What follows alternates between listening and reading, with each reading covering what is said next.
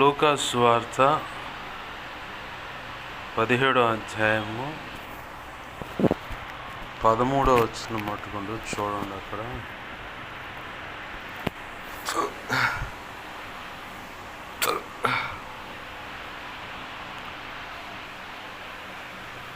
లూకా సువార్త 17వ అధ్యాయం 13వ వచనం. యేసు ప్రభువా మమ్మను కరుణించమని కేకలు వేసిరి. చిన్న మాట ప్రార్థన చేసుకున్నాం. ప్రేమగల మా కన్న తండ్రి యేసయ్యా, నీకు వందనాలు, కృతజ్ఞతాస్తుతులు మా కన్న తండ్రి. జీవము కలిగిన మా దేవ, నీకు మహిమ ఘనత ప్రభావాలు ఆరోపిస్తూ ఉన్నాను తండ్రి. మీరు ఇచ్చిన లేఖనాన్ని బట్టి నీ కృతజ్ఞతాస్తుతులు. ఈ వాక్యాన్ని విరవండి.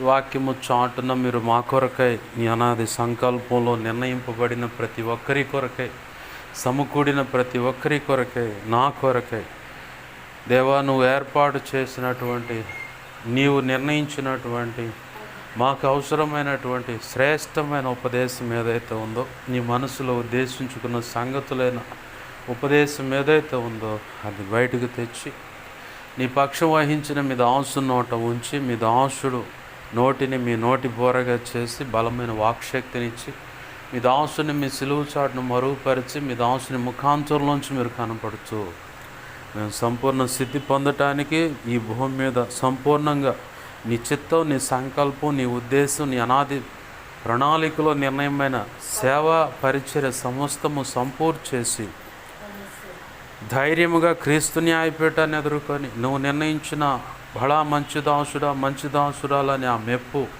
ఆ ఘనత, నువ్వు నిర్ణయించిన మహిమ బహుమతులు దేవా మేము అందుకొని నిత్యత్వంలో ప్రవేశించి వధువులో నువ్వు నిర్ణయించిన ఉన్నత స్థానంలో నిలిచి నీతో కలిసి యుగ యుగాలు నిత్యరాజ్య పరిపాలన చేసి నేను మహింపరుచుకునే భాగ్యము కలుగునట్లుగా మా అందరితో మీరు మాట్లాడండి అయ్యా. మాకు ఉపదేశించండి, మమ్మల్ని ఆయుధపరచండి, కృంగిన హృదయాలను బలపరచండి అయ్యా.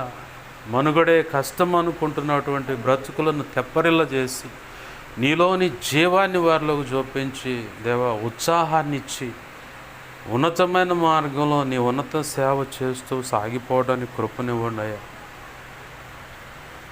ఏ బ్రతుకులు ఏ రీతిగా ఉన్నాయో ప్రతి ఒక్కరికి అవసరమైన నీ సంగతులు అందించి నువ్వు మాత్రం మహిమ పొందమని బతిమలాడుచు మాతో అందరితో సూటిగా తేటగా స్పష్టంగా మీరు మాట్లాడండి. మా అందరికీ నీ ఉపదేశం వెలువడుతున్న చూడనే వినగలిగిన చెవును, గ్రహించగల మనస్సును, లోబడు హృదయాన్ని, వాక్యానుగుణంగా జీవించే కృపను, హృదయ సున్నతిని, దిద్దుబాటు మనస్సును, నేర్చుకునే శుభగుణ లక్షణమును, నిత్యత్వము చేరు పర్యాంతం వరకు నీ పాదశనులు శిష్యరికము చేస్తూ శిష్యులైన సేవక గణముగా తీర్చిదిద్దబడి రహస్యముందు మొదటికి నీ చేత అభిషేకించబడి ఆ పిదప సంఘం ఎదుట హస్త నిక్షేపణ గావించబడి ఘనమైన నీ సేవ భూదిగాంతల వరకు కదిలి వెళ్ళి చేసి నేను మహింపరిచే భాగ్యం దయచేతం. ఆ కృప కలుగునట్లుగా మాకు ఉపదేశించండి. మా అందరికి వినబుద్ధి కలుగు చేయండి ప్రభువా. నీ ఆత్మకార్యములు జరిగించండి. నీకు స్తోత్రాలు చెల్లిస్తూ ఉన్నాం తండ్రి. ఆశ్చర్యకరుడా, నీకే వందనాలు ప్రభువా. సహాయం చేయండి. ఉపదేశాన్ని అడ్డగించాలని ప్రయత్నం చేస్తున్న ఆ దుష్టుడు, వాడి దోతలు, చీకటి అంధకార శక్తులు కానీ అయా, ఏ దురాత్మల అంధకార శక్తులు కానీ, పూజలు అందుకుంటున్న ఏవైనా సరే, మరి ఇతర ఏవైనా సరే దాడి చేసి నువ్వు ధారాళమైన ఆత్మ నడిపింపు రాకుండా, ఉపదేశం అందకుండా నీ ప్రజలకు వెలువడుతున్న మాటలు కూడా గ్రహించకుండా నిద్రమోంపు, అలసత్వం, చేదర, విసుగు పనిచేసిన దాన్ని బట్టి ప్రాణాత్మ శరీరాలు అలసిపోయి నిద్రలోకి జోగేటువంటి స్థితి దేవా, ఒళ్ళు నొప్పుల నీకు రకరకాలుగా వాడు చేస్తున్న క్రియలన్నిటిని నామములు నీ మహాపునరుద్ధాన శక్తి ద్వారా బంధిస్తున్నాను, విడుదల ప్రకటిస్తున్నాను. నా చుట్టూరు మా చుట్టూ నీ సిలువ రక్తపు కంచె, రక్షణ కంచె, అగ్ని కంచె వేయమని బతిమలాడుతున్నాను. మహిమేగాని జ్ఞాపకం చేయబడి సమస్తంపై ఆవరింప చేసి నీ చేతినిలో దాచిపెట్టి నీ దేవదూతులు అగ్ని వంటి రథములో సైన్యం చుట్టూ కావలిగా ఉంచి నీ కనుదృష్టి ముఖాన్ని తేజోమాను వెలుగు సన్నిధి కాంతి నిత్యమాపై ప్రకాశింప చేసి సర్వోన్నతుని శక్తి మమ్మల్ని కమ్మేలాగా చేసి నీవే మాతో ఉండి నీ బలమైన సన్నిధి ప్రభావం మాకు తోడు చేసి దేవా, నీ మహిమేగాన్ని ఇక్కడ ఆవరింప చేసి నీ చేతిలో మనం దాచిపెట్టి మా అందరితో నీవే సూటిగా తేటగా స్పష్టంగా మాట్లాడయ్యా. దేవా, నీ పక్షం వహించిన నేను ఎంత బలహీనో నీకు బాగా తెలుసు. నీ మీద అనుకున్నా, నీ కృప మీద ఆధారపడ్డా. నాలో ఉన్న సమస్త విధేయతలు, అతిక్రమ దోషాలు, పాప దోషాలు, ఆజ్ఞాతిక్రమాలు ఏమున్నా ఒప్పుకున్నాను. క్షమించు ప్రభువా. నీ సులువు రక్తంతో నన్ను కడిగి పవిత్రపరచు. శుద్ధ జలంతో కడిగి సమస్త కీడు అపవిత్రతను కొట్టివేసి ఆనంద తైలాభిషేకం నాపై ఇంకనో గొప్పగా ఉంచి పరిశుద్ధాత్మ అగ్నిలో నన్ను పూటమే శుద్ధ సువర్ణంగా మార్చి పరలో శుద్ధ సువర్ణ తైలం నా నిత్యం ఇంకనో గొప్పగా ఉంచి ప్రభువా, హెస్కేలు గ్రంథం 2:1-2 ప్రకారం నన్ను మమ్మల్ని చక్కగా నిలబెట్టమని, నీ ఆత్మతో నింపి నన్ను మమ్మల్ని చక్కగా నిలబెట్టి మాతో మాట్లాడి. మత్తయి 10:1-7-20 ప్రకారం నీ కృపను, యెషయా 51:16 ప్రకారం నీ కృపను, అపోస్తలుల కార్యం 4:27-37 నీ కృప నాకు దయచి. ఇర్మియా 1:9-10-18-19 నీ కృప నాకు దయచి. మా అందరితో మీరు మాట్లాడండి ప్రభువా. నీ ఆత్మకార్యములు జరిగించమని, నీటి వాగుల కొరకు దుప్పి ఆశపడినట్లు నా దేవా నీ కొరకు నా ప్రాణం తృష్ణ కొనుచున్నది అన్నట్లుగా ఈరోజు నా దేవుడు ఈ వాక్య సందేశం ద్వారా ఈ దైవజనుడు వాడుకొని నాతో ఏం మాట్లాడతాడు, నా సంగతి ఏం తెలియపరుస్తాడని ఆశగా కనిపెట్టి ఉన్న బిడ్డలందరితో కూడా నీవే సూటిగా తేటగా స్పష్టంగా మాట్లాడమని, వారికి అందవలసిన సంగతులు నీ చిత్త ప్రకారం అందించి నువ్వు మాత్రం మహిమ పొందమని బతిమలాడుతూ యేసయ్య నామంలోనే ప్రార్థించి సమస్తం పొందుకొని నీవు ఇచ్చిన వాక్యాన్ని బట్టి కృతజ్ఞతాస్తుతులు చెల్లించి, దేవా నన్ను మమ్మలను ఉపదేశాన్ని సమస్తాన్ని చేతులకు అప్పచెప్పి, సమాజాన్ని, ప్రాంతాన్ని, వాతావరణాన్ని సమస్తాన్ని చేతులకు అప్పచెప్పి, ఈ ప్రార్థనలు ఏకీపిస్తున్న బిడ్డలు ఎవరైనా చీకటి అంధకార శక్తులు మంత్ర ప్రయోగాల చేత వెరిపించబడుతున్నట్లయితే, అది ఈలోక సంబంధమైన విగ్రహాలు ఎదుటి చేయబడిన పూజల చేత కూడా వెరిపించబడుతున్న అత్యంత ప్రమాదకర మంత్ర ప్రయోగాల చేత వెరిపించబడుతున్న, ప్రయోగించబడుతున్న, ఆ ప్రయోగించబడుతున్న దాన్ని బట్టి బాధించబడుతున్నట్టు బంధకాల నుంచి నామలు సంపూర్ణంగా విడుదల కలుగునుగాక. విడుదలకు స్వస్థత, కృప, కాపుదల, ఆదరణ, నెమ్మది, సమాధానము కలుగునుగా సహాయం చేసి నువ్వు మాత్రం మహిమ పొందుము. యేసయ్య నామంలోనే ప్రార్థించి సమస్తం పొందుకుని నిన్ను మహింపరుచుకుంటున్నాం మా తండ్రి. ఆమేన్, ఆమేన్, ఆమేన్. మంచిది. సమకూడిన మీ అందరికీ, నా ఈ మాటలు వింటున్న ప్రతి ఒక్కరికి ప్రభు అయిన యేసుక్రీస్తు వారి పేరిట నా హృదయపూర్వకమైన వందనాలు. అందరికీ వందనాలు. చదువుకున్న లేఖన భాగంలో మనం ఇప్పుడు చదువుకున్న దాంట్లో యేసు ప్రభువా కరుణించుమని కేకలు వేసి, యేసు ప్రభువా మమ్మను కరుణించుమని కేకలు వేసిన వాళ్ళు ఎవరు? అసలు అక్కడ ఏం జరుగుతుందంటే పైన కొంచెం రెండు వచనాలు పైభాగాన్ని చూస్తే, యేసయ్యట యెరూషలేమునకు ప్రయాణమైపోవచ్చు సమరయ గలిలయ మధ్యగా వెళ్ళుచుండెను. ఆయన యొక్క గ్రామంలోనికి వెళ్ళుచుండగా, ఆ గ్రామానికి పేరేం పెట్టలేదు కానీ ఒక గ్రామం అంటే గలిలయ సమరయ అనే గ్రామాల మీద, పట్టణాల మధ్యలో గుండా వెళ్తూ ఉన్నాడు. ఆ ప్రయాణమైపోవచ్చుండగా ఒక గ్రామం అనేది కనపడుతూ ఉంది. ఆ గ్రామంలో అక్కడ బాధించబడుతూ ఉన్నారు. ఎవరయ్యా వాళ్ళంటే కుష్ఠరోగులు. 10 మంది కుష్ఠరోగులు. ఈ 10 మంది కుష్ఠరోగులు యేసు ప్రభు వారి గురించి తెలిసింది. ఆయన చనిపోయిన వారిని తిరిగి బ్రతికిస్తూ ఉన్నాడని, కుష్ఠరోగులను కూడా స్వస్థపరుస్తున్నాడని, అలాగనే నడువంగిపోయిన వారిని సైతము బాగు చేస్తున్నాడని, ఓచ చేయగల వాళ్ళను కూడా ఆ చెయ్యి బాగై సరిగా సరిచేయబడిందని, అలాగనే చనిపోయి పాడ మీద మోసుకొని పోతున్న యవనస్తుని సైతం దేవుడు యేసుప్రభు వారు ముట్టి, ఆ పాడెను ముట్టి ఆ యవనస్తుని, ఆ ఒక్కగానొక్క కొడుకుని ఆ చల్లికి అప్పచెప్పాడని, అలాగనే పక్షవాయువుతో పీడించబడుతున్న వ్యక్తిని, పక్షవాతం చేత పీడించబడుతున్న వ్యక్తిని ఆ పక్షవాయువు నుంచి విడిపించాడని, కోనేటి దగ్గర ఎన్ని సంవత్సరాల నుంచి పడున్నాడు? ఒకడు 38 సంవత్సరాలు. మందిరంలో కనిపెట్టుకున్న ఒక ఆమె ఎన్ని సంవత్సరాలు? 18 సంవత్సరాలు. అలాగనే ఓవర్ బ్లీడ్ అంటే రక్తస్రావ రోగం, ఈ రోగం చేత బాధపడుతున్నామే ఎన్ని సంవత్సరాలు? 12 సంవత్సరాల నుంచి బాధపడుతున్నాం. ఇట్లా సంవత్సరాల తరబడి వ్యాధి బంధకాల చేత పీడించబడుతున్న వారిని, అలాగనే అపవాది చేత పీడించబడుతున్న వాళ్ళను కూడా విడిపిస్తున్నాడన్న సంగతి ఆయా ప్రాంత ప్రజలకు అందరికీ వినికిడిలోకి వచ్చింది. అంటే అందరూ వింటూ ఉన్నారు, దేవుడు మన మధ్య ఒక ప్రవక్తను ఉంచాడు అని కొంతమంది, అలాగనే మరికొంతమంది ఏమో ఇతను నిజముగా మనిషి కుమారుడేను, అంటే దేవుని కుమారుడితను, ఆ దేవుని కుమారుడైన నజరేయుడు యేసు, అంటే దావీదు కుమారుడుగా మెస్సయ్యగా వస్తాడని చెప్పారు కదా, అతనే ఇతను కావచ్చు అని కొంతమంది, కాదు అతనేనని చెప్పని కొంతమంది. ఇలాగా ఏదేమైతేనేమి, ఎవరి ద్వారా అయితేనే దేవుని హస్తం తోడుగా ఉంది కాబట్టి అతను ఈ అద్భుతాలు చేస్తున్నాడని కొంతమంది ఏమో ఏకంగా ఇతను బయలుజేబుల వల్ల, అంటే ఒక దురాత్మ బట్టి దురాత్మను యొక్క శక్తిని బట్టి అవతల దురాత్మను విడిపిస్తున్నాడు, ఆ దెయ్యాలు వదిలిపోతున్నాయని కొంతమంది ప్రచారం, తప్పుడు ప్రచారం అన్నమాట. కొంతమంది ఏమో తప్పులు ఎతకటానికి తిరిగారు, కొంతమంది ఏమో ఎట్లయినా సరే ఇతన్ని చంపాలా, లేదంటే ఇతన్ని ఇక్కడ లేకుండా చేయాలా, ఇతన్ని ఇక్కడ నుంచి లేకుండా చేయాలి, లేదంటే చంపాలి. చంపామనుకో మనం చెప్పింది కరెక్ట్ అని నమ్ముతారు, ప్రజలందరూ మన వైపు తిరుగుతారు. అంటే జన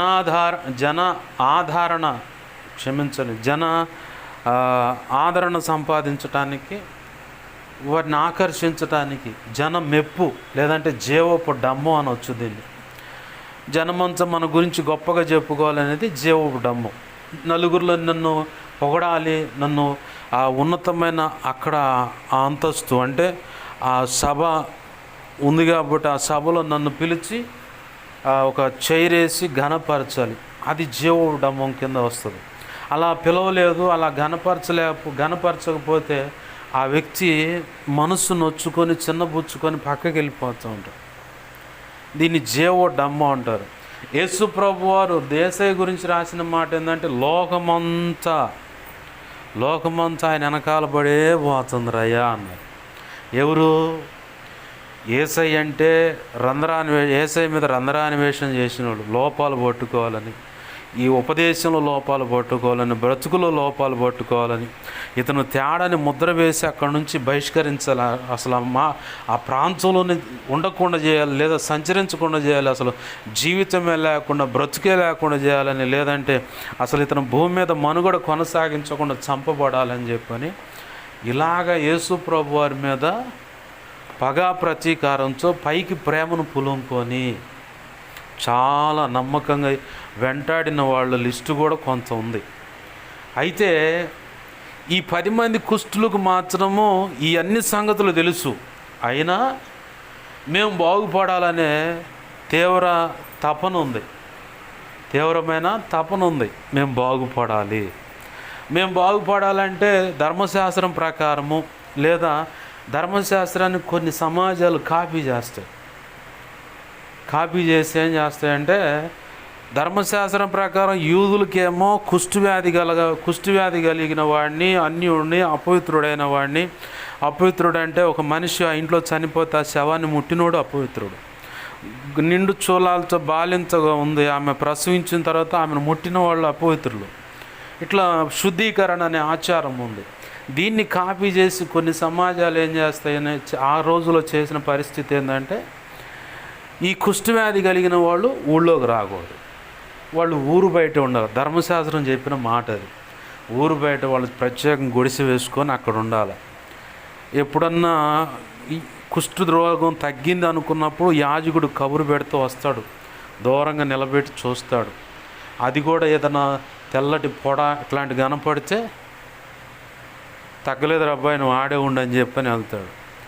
అది నయమయ్యేంత వరకు అతను అక్కడే ఉండాలా. ఒకవేళ నయం కాకుండా ఆ గుడిసెలోనే పడి అట్లానే చనిపోతే ఆ శవానికి ఒకడు తాడు కట్టుకొని చిన్నగా తీసుకొని పోతాడు. తీసుకుపోయి పాళెం వెలుపల పూడ్చి పెడతారు. అయిపోయిన తర్వాత మళ్ళీ అతను శుద్ధజలం చల్లుకొని పవిత్రపరచబడాలి. అప్పటితోనే కాదు, మళ్ళీ కొన్ని రోజులు శుద్ధీకరణకు సంబంధించిన కొన్ని రోజులు ఆచరించాలి. ఆ తర్వాత దానికి మళ్ళీ బలి అర్పణ సెక్షన్ అనేది.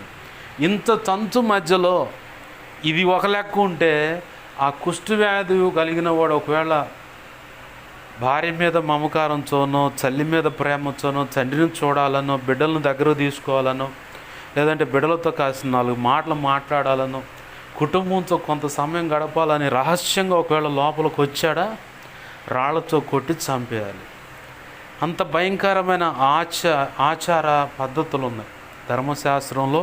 ఈ పద్ధతులు ఉన్నాయి. దీన్నే కాపీ చేసిన వాళ్ళు కొంతమంది సమాజాలను ఈరోజు అక్కడక్కడ ఆయా సమాజాల్లో, ఆయా కులాల్లో కాపీ కొట్టిన సంస్కృతి సాంప్రదాయ పద్ధతులు కనపడుతుంటాయి. చూసారా మీరు? హైందవుల ఆచార ప్రకారమే క్రిస్టియానిటీలో కూడా కొన్ని పద్ధతులు కనపడుతుంటాయి. అలాగనే ఆనాడు ధర్మశాస్త్రాన్ని కూడా కొంతమంది కాపీ కొట్టారు. కాపీ కొట్టి ఆ ఆచారము వ్యవహారాలన్నీ ఇప్పుడు ఆ గ్రామంలో కొనసాగుతూ ఉన్నాయి. ఈ 10 మంది బాగుపడాలి. ఎట్లా బాగుపడాలి?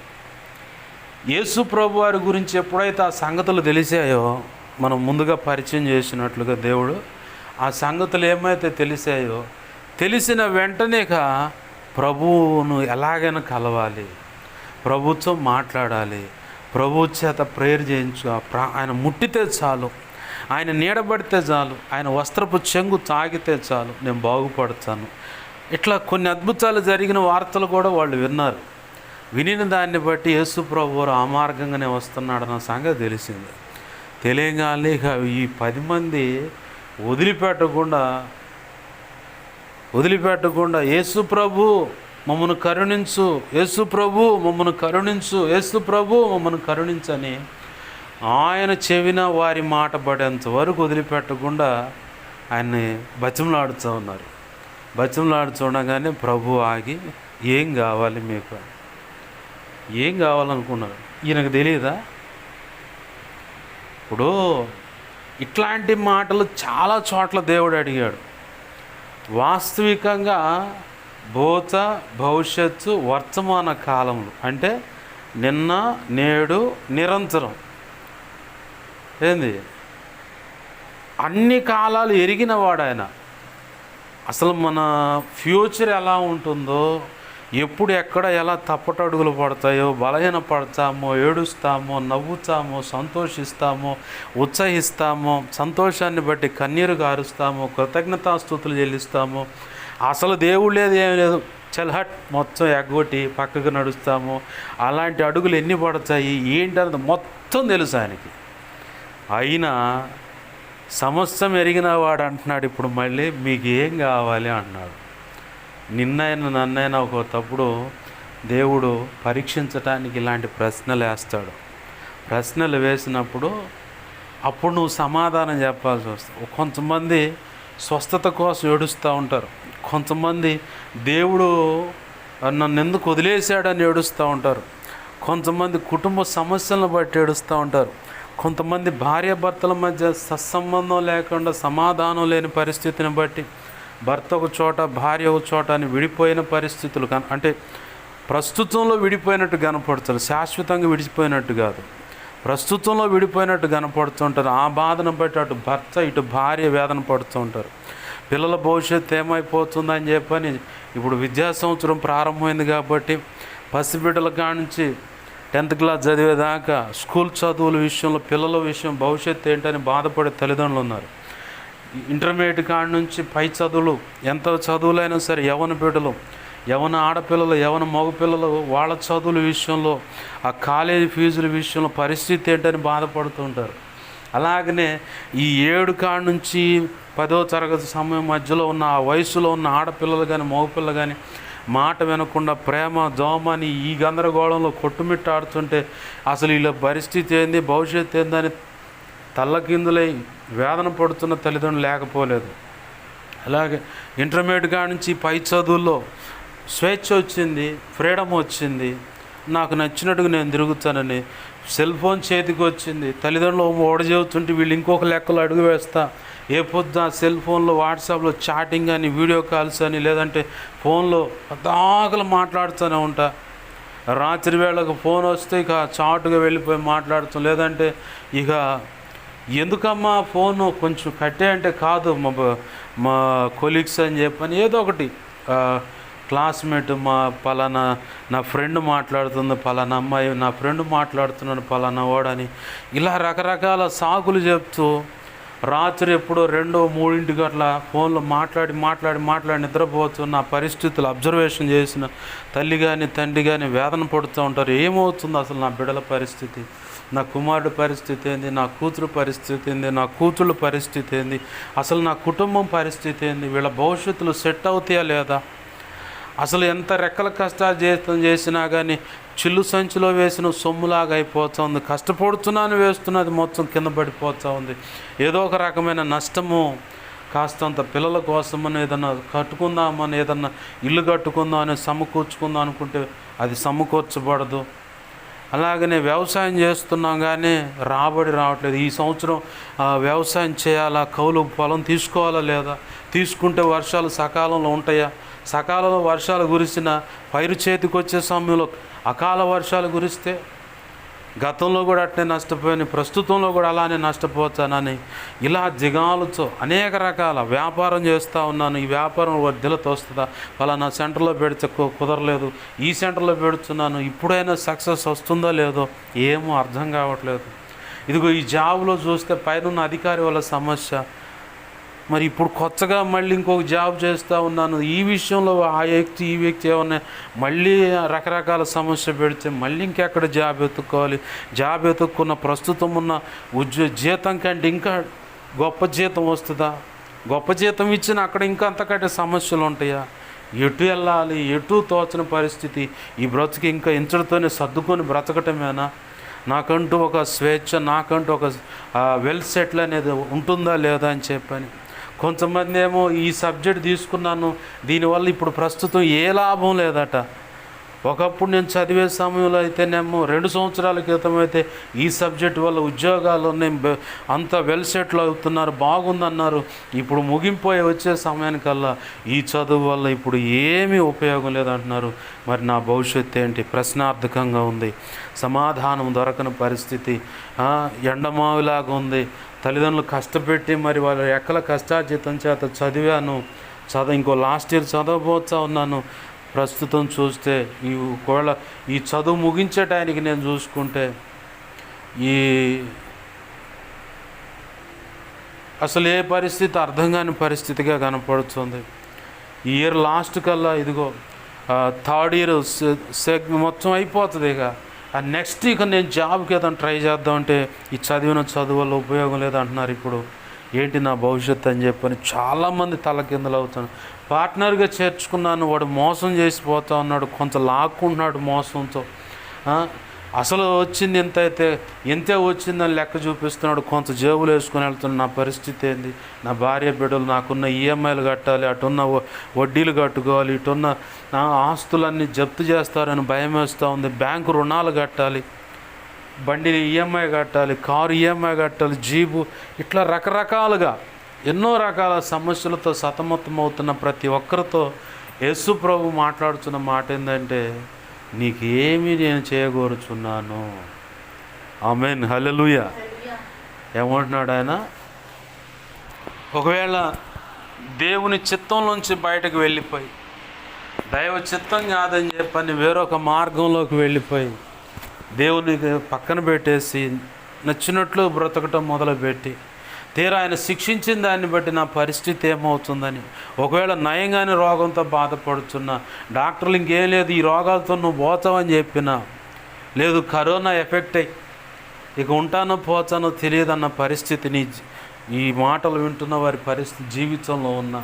ఎందుకంటే ఇప్పుడు కరోనా వచ్చింది, ఈ కరోనా వల్ల చాలామంది చనిపోతూ ఉన్నారు.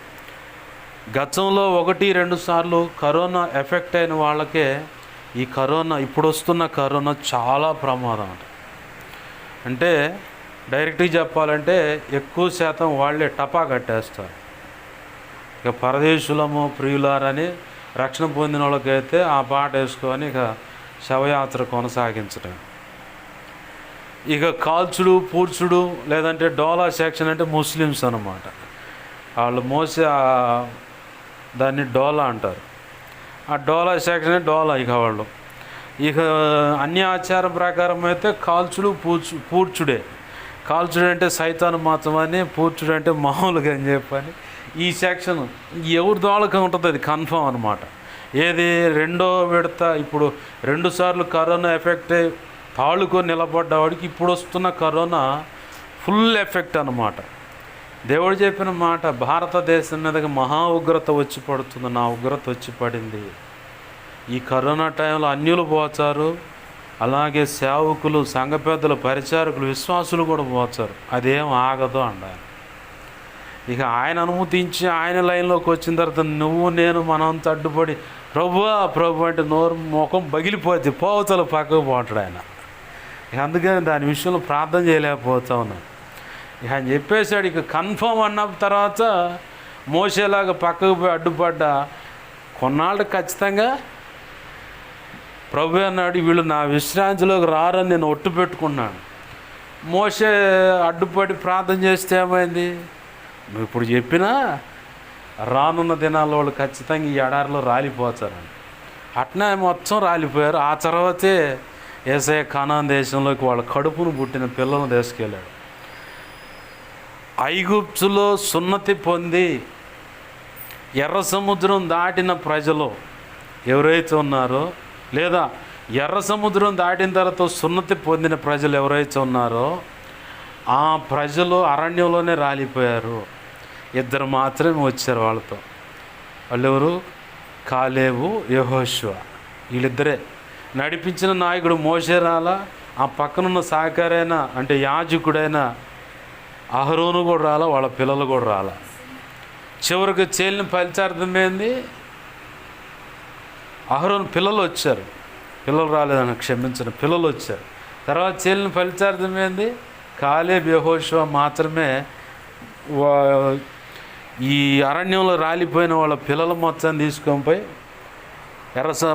ఐగుప్తు యోర్దాన్ దాటిన తర్వాత అవతలకు వెళ్ళిన తర్వాత ప్రభు చెప్పాడు, అవతలకు వెళుతున్నావు కదా, ఇప్పుడున్న జనరేషన్ అంతా కొత్త జనరేషన్, వాళ్ళకు సున్నతి చేయించు, అక్కడ ఒక బలిపీఠం కట్టు అన్నాడు. అంటే రాలిపోయారు మొత్తం. ఇప్పుడు మనం ఎంత మొచ్చుకున్నా కానీ అది నిర్ణయించుకున్న తర్వాత ఇక అది కన్ఫర్మ్. ఇది కన్ఫర్మ్ అయిన తర్వాత మనం ఎంత మొచ్చుకుంటే ఉపయోగం ఏముంది? ఒకవేళ ఇలాంటి పరిస్థితుల్లో దేవుడు ఇది అని చెప్పిన దాన్ని బట్టైనా ఒకవేళ బతిమలాడితే ఆయన కనికరించవచ్చు. కానీ కనికరించిన దాన్ని బట్టి కఠినమైన పరీక్ష కూడా చూసుకుంటాడు ఆయన. నిన్ను యాక్సెప్ట్ చేస్తాడు. యాక్సెప్ట్ చేయటమే కాదు, యాక్సెప్ట్ చేసిన దానికి తగ్గట్టుగా కఠినమైన పరీక్ష ఉంటుంది. ఆ కఠినమైన పరీక్షలో కనుక నువ్వు నిలబడగలిగితే అప్పుడు ప్రభు ఎదుట మనం కోరిన ఆ గమ్యానికి చేరుకోగలం. మా పితరుల వల్ల శాపాన్ని అనుభవించాం ఏంది, కానీ ప్రభువుని బతిమలాడాను. 8 సంవత్సరాలు కఠినమైన పరీక్ష పెట్టాడు ప్రభు. కానీ చివరికి అసలు ఎందుకు ప్రభు అని చెప్పని ఒకరోజు అడిగినప్పుడు ప్రభు చెప్పాడు, ఇది పరిస్థితి, మీ పితరులను బట్టి వచ్చిన శాపం. ఆ రోజు ఒకవేళ ఈ కుష్టు వ్యాధి కలిగిన వాళ్ళు కేకలు వేసి అడిగితే నేను నీకు ఏం చేయాలని ఒకవేళ ఆ రోజు ప్రభు నన్ను అడిగినట్లయితే ఏందయ్యా మా పరిస్థితి అని ఇలానే అడిగేవాడిని. ఈరోజు కూడా ఇలాంటి సమస్యల్లో కొట్టుమిట్టాడుతూ ఏ గమ్యము చేరుకునేందుకు దారి దొరక్క, ఎటువంటి సహాయము అందించేటువంటి చేతులు లేక, అనేక రకాల ఓదార్పును పొందటానికి కూడా సరైన మాట అందించే వ్యక్తి లేక, కుటుంబ సమస్యలతో చనిపోదాం ఇంకెందుకు బ్రతకటం అనుకున్న పరిస్థితిలో ఉన్న వ్యక్తులతో కూడా యేసయ్య ఈరోజు మాట్లాడే మాట ఏంటంటే, నేను నీకేం చేయాలని కోరుకుంటున్నా. మరి ఆయన ఆ మాట అడిగినప్పుడు మనమే అడగాలి పాస్టర్ గారు అంటే, నీ ఉన్న స్థితిని ఆయనకి చెప్పు. మొదటిగా నీ స్థితి చూస్తున్నాడు, ఆయనకేం తెలియకేం లేడు. 10 మంది ఎలాంటి పరిస్థితుల్లోనూ కుష్ఠవ్యాధితో ఉన్నారు. 10 మంది ఆ కుష్ఠవ్యాధితో ఉన్నప్పుడు 10 మందిని అడుగుతున్నాడు, నేను మీకేం చేయాలనుకుంటున్నాను. అదే ఉంది ఆ మాట. అక్కడ ఆ కింది మాట చూద్దామండి. యేసు ప్రభువా మమ్మను కరుణించమని కేకలు వేసిరి. ఆయన వారిని చూచి, మీరు వెళ్ళి మిమ్మను యాజకులకు కనపరుచుకొనుడని వారితో చెప్పాను. వారు వెళ్ళుచుండగా శుద్ధులైరి. ప్రభు అంటున్నాడు ఇక్కడ, యాజకులకు కనపరుచుకోండి. ఇంకొక కుష్ఠవ్యాధి కలిగిన వ్యక్తి దగ్గర కూడా ప్రభు అంటాడు, నేను నీకేం చేయాలనుకున్నాను, నన్ను శుద్ధుడిగా చేయి ప్రభు అన్న, నన్ను శుద్ధుడిగా చేయి చాలను. ఆ కారణం ఆ శుద్ధుడిగా చేయమని చెప్పని ప్రభువుని ఎప్పుడైతే అతను అడిగాడో వెంటనే అతను ముట్టి శుద్ధుడిగా చేశాడు. ఇక్కడ ఏం చేస్తున్నాడంటే ప్రభు వారిని ముట్టను కూడా ముట్టలేదు, వారిని చూశాడు. ఆయన చూపు వారి మీద పడ్డదు. ఆ చూపు యొక్క ప్రభావం వారిని తాకింది. ఈ చూపు యొక్క ప్రభావం తాకే విధానం ఇంకో చోట కనపడుతుంది. యేసు ప్రభు వారు కొరడాల చేత బాధించబడుతూ హింసింపబడుతున్నప్పుడు పేతురు ముమ్మారు ఆయన నేను ఎరుగునని చెప్పన్న తర్వాత అప్పుడు ప్రభు ఇట్ట జాలిగా అతని వైపు చూస్తాడు. ఆ చూపు యొక్క తీవ్రతను బట్టి అతని హృదయము పగిలిపోయినంత పరిస్థితి అయి వెలుపటికి వెళ్ళి వెక్కి ఏడుస్తా సంతాపపడుచు అంటే సంతాపపడుస్తూ ఏడుస్తూ ఉన్నాడని రాస్తుంది అక్కడ. అంటే యేసు ప్రభు వారి యొక్క చూపు తగిలినప్పుడు దాని ప్రభావం ప్రతి రోగిని కూడా స్వస్థపరుస్తుంది. యేసు ప్రభు వారి యొక్క చూపు తగిలినప్పుడు గెరాసిన్ ప్రాంతంలో దెయ్యాలు బట్టి శ్మశానంలో వాడిని గాయపరుచుకుంటూ ఉన్నాడు. అట్లాంటి వ్యక్తికి కూడా యేసు ప్రభు ఆ దోణి దిగి వస్తూ ఉంటే ఆ చూపు యొక్క ప్రభావాన్ని బట్టి వాడు పరిగెత్తుకుంటూ వచ్చేసే కాళ్ళ ముందు పడి, మా సమయం ఇంకా రాలేదుగా, మమ్మల్ని ఎందుకు బాధించడానికి వచ్చామని అడుగుతున్నారు. అసలు ఎవర్రా బాబు మీరు అంతంటే మేము చాలా ఈడ ఎన్నుకున్నారు అంటే మాకు ఇక్కడ దొరికింది ఒక అవకాశం, అందుకని మేము ఉన్నాం ఇక్కడ అని. సరే మీరు ఇక్కడ ఖాళీ చేసి వెళ్ళిపోవాలంటే నశింపజేయొద్దు, మా టైం ఇంకా ఉంది, నశింపజేయమాట. మరి ఏం చేయమంటారా? ఆ పందుల్లో పడి పోవటానికి మాకు ఆజ్ఞాపించండి. సరే పోయి ఆ పందుల్లో పడన్నాను. అట్లానే పోయి ఆ పందుల్లో పడి ఆ పందులు అట్లా నెట్టుకుంటూ పోయి ఆ సముద్రంలో పడి చచ్చాయని చెప్పని రాష్ట్రం. అంటే యేసు ప్రభు వారి యొక్క చూపు తగిలితే దెయ్యాల్లో వణుకు వచ్చింది. యేసు ప్రభు వారు చూపు తగలంగానే ఇక్కడ స్వస్థత కలుగుతుంది. యేసు ప్రభు వారు చూపు తగలంగానే అక్కడ పేతురులో పశ్చాత్తాపం కలుగుతుంది. విచిత్రం కదా. దేవునికి మహిమ కలుగును గాక. హల్లెలూయా. ఇక్కడ యేసు ప్రభు వారు చూపు తగలంగానే కుష్ఠవ్యాధులంతా వాళ్ళు వెళ్తూ ఉన్నారంట. ఆయన చూపు తగిలింది, వెళ్తూ ఉన్నారు. వెళ్తుండగానే 10 మందికి స్వస్థత వచ్చింది. ఆమెన్. హల్లెలూయా. ఈరోజు స్వస్థత వచ్చిన ఆ వ్యక్తుల్లో 9 మంది ఏముందులే ఆయనకి పోయి మన దేహాలను కనపరుచుకునేది, ఆయన చెప్పాడు కదా, యాజకుడికి మీ దేహాలను కనపరుచుకోండి. ఆయన ఒక నియమం చెప్తాడు, దాని ప్రకారము పాప శుద్ధీకరణకు సంబంధించిన కొన్ని ఉన్నాయి పద్ధతులు చేయండి, అలాగే మోషే నియమించిన కానుకలు సమర్పించండి అన్నాడు. 9 మంది మనసులో ఉన్న భావన ఇది. వాళ్ళు వెళ్ళిపోయి చూసుకొని ఎవరింటికి వాళ్ళు వెళ్ళిపోయారు. కానీ ఆ వెళుచుండగా ఒకడిలో విప్లవాత్మకమైన మార్పు కలిగింది. గొప్ప ఉద్యమం లాంటి మార్పు అన్నమాట. ఆ ఒక్కడిలో మాత్రమే భిన్నమైన ఆలోచన కలిగింది. ఏంటయ్యా భిన్నమైన ఆలోచన అంటే, ఇతనికి వినపడ్డే ఆ మాటలు, పోయి యాజకునికి కనపరుచుకోండి మీ దేహాలు, వాళ్ళు నియమించిన పద్ధతుల శుద్ధీకరణకు కావాల్సిన కొన్ని పద్ధతులు ఉన్నాయి చేయండి, మోషే నియమించిన కానుక అక్కడ సమర్పించండి, స్వస్థత పొందితే కొంత కానుక అక్కడ పెట్టాలి, అది జరిగించండి అని చెప్పన్నాడు. ఇతను కూడా విన్నాడు. అయితే ఆ 9 మంది అది చేయడానికి మాత్రమే ఆచార పద్ధతుల్లో కొంతమంది అట్లా కొట్టుకొని పోతూ ఉంటే, వాళ్ళు అనుకున్న మనసులో నిర్ణయించుకున్న రీతిగానే భక్తి సాధన లేదు, ఆ దేవుని వెంబడిస్తున్నటువంటి పద్ధతుల్లో వాళ్ళు వెళ్ళిపోతూ ఉంటే ఒక్కడు మాత్రం వెనక్కి తిరిగాడు. వెనక్కి తిరగటం అంటే యేసయ్యను వదిలిపెట్టి వెనక్కి తిరగటం కాదు, దేవుని యొక్క పద్ధతులు వదిలిపెట్టి వెనక్కి తిరగటం కాదు, సేవ లేదు, ఏమి లేదు, భక్తి లేదు, ఏం లేదు, మొత్తం ఈడ్చితన్ని ఒక పక్కకి వెళ్ళిపోవటం కాదు. వెనక్కి తిరగటం అంటే ఆయన ఏం చేశాడంటే ఈ మాట పలకటాన్ని బట్టే కదా నాకు స్వస్థత వచ్చింది, ఆ మాట పలికిన వ్యక్తి పలానా చోట ఉన్నాడని నేను గమనించాను కాబట్టి ఆయన దగ్గరికి బొర్ర వెళ్ళిపోవాలి, వెళ్ళిపోయి ఆయన ఎదుట సాగిలపడాలి. నిజముగా ఆయన మనిషికు దేవుని యొక్క కుమారుడు, లోకరక్షకుడు, ఇది నేను విశ్వసిస్తున్నా అని చెప్పని ఎనిక్కొచ్చి ఆయన ఎదుట సాగిలపడి కృతజ్ఞత చూపించాడు. ఎనిక్కొచ్చి సాగిలపడి కృతజ్ఞత చూపించాడు. ప్రభు అంటున్నాడు, నీతో పాటు నా తొమ్మిది మంది ఏరయ్యా అంటే ఏమో నువ్వు ఒక్కడే వచ్చావేంది. కృతజ్ఞత తెలపటానికి ఆ ఒక్కడు మాత్రం ఎనిక్కొచ్చాడు. అయితే కృతజ్ఞత తెలిపిన ఆ వ్యక్తి మాత్రమే పరిశుద్ధాత్మ దేవుడు యావత్ క్రైస్తవ ప్రపంచానికి అతన్ని ఘనపరిచినట్టుగా మన కళ్ళ ఎదుట కనబరుస్తూ ఉన్నాడు. అతను ఎవరంటే ఒక సమరయుడు, అంటే యూదుడు కాదు, యూదుడు వెల చెల్లించి కొనబడిన దాసుడు కాదు, దేవుని వెంబడిస్తామయ్యా మేము కూడా అని చెప్పని వచ్చి ఆ పద్ధతుల్లో చొరబడిన వాడు కాదు.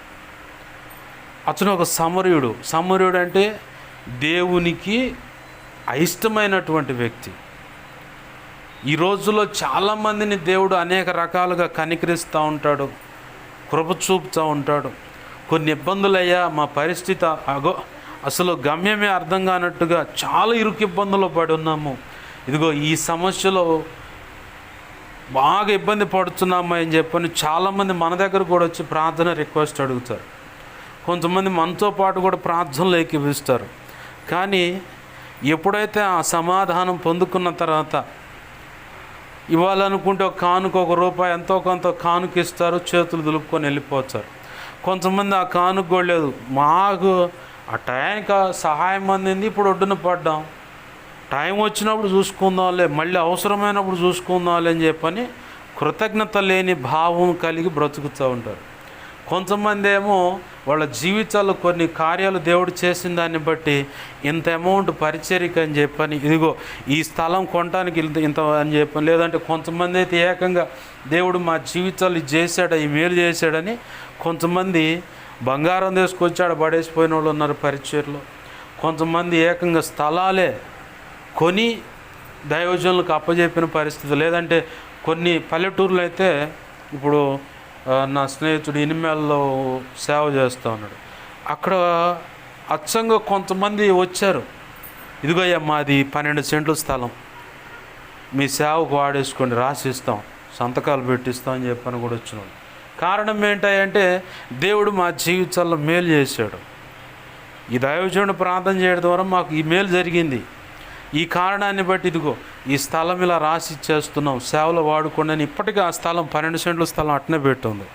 కానీ అది కొంచెం దూరంగా ఉంటుందని చెప్పని యువతల వేరొక అన్నయ్య ముందుకు వచ్చి, ఇదిగో ఇక్కడ నా స్థలం ఉంది కాబట్టి నా పక్కనే వాళ్ళ తమ్ముడు అన్న ఉన్నాడు, ఆ స్థలాన్ని ఇవ్వటానికి ఇదిగో నా స్థలం అవతల ఉంది కాబట్టి అది తీసుకో, ఈ 2 కలిపి మందిరానికి ఇచ్చేద్దాం అని చెప్పని అట్లా అగ్రిమెంట్ చేసిన స్థలాలు ఉన్నాయి.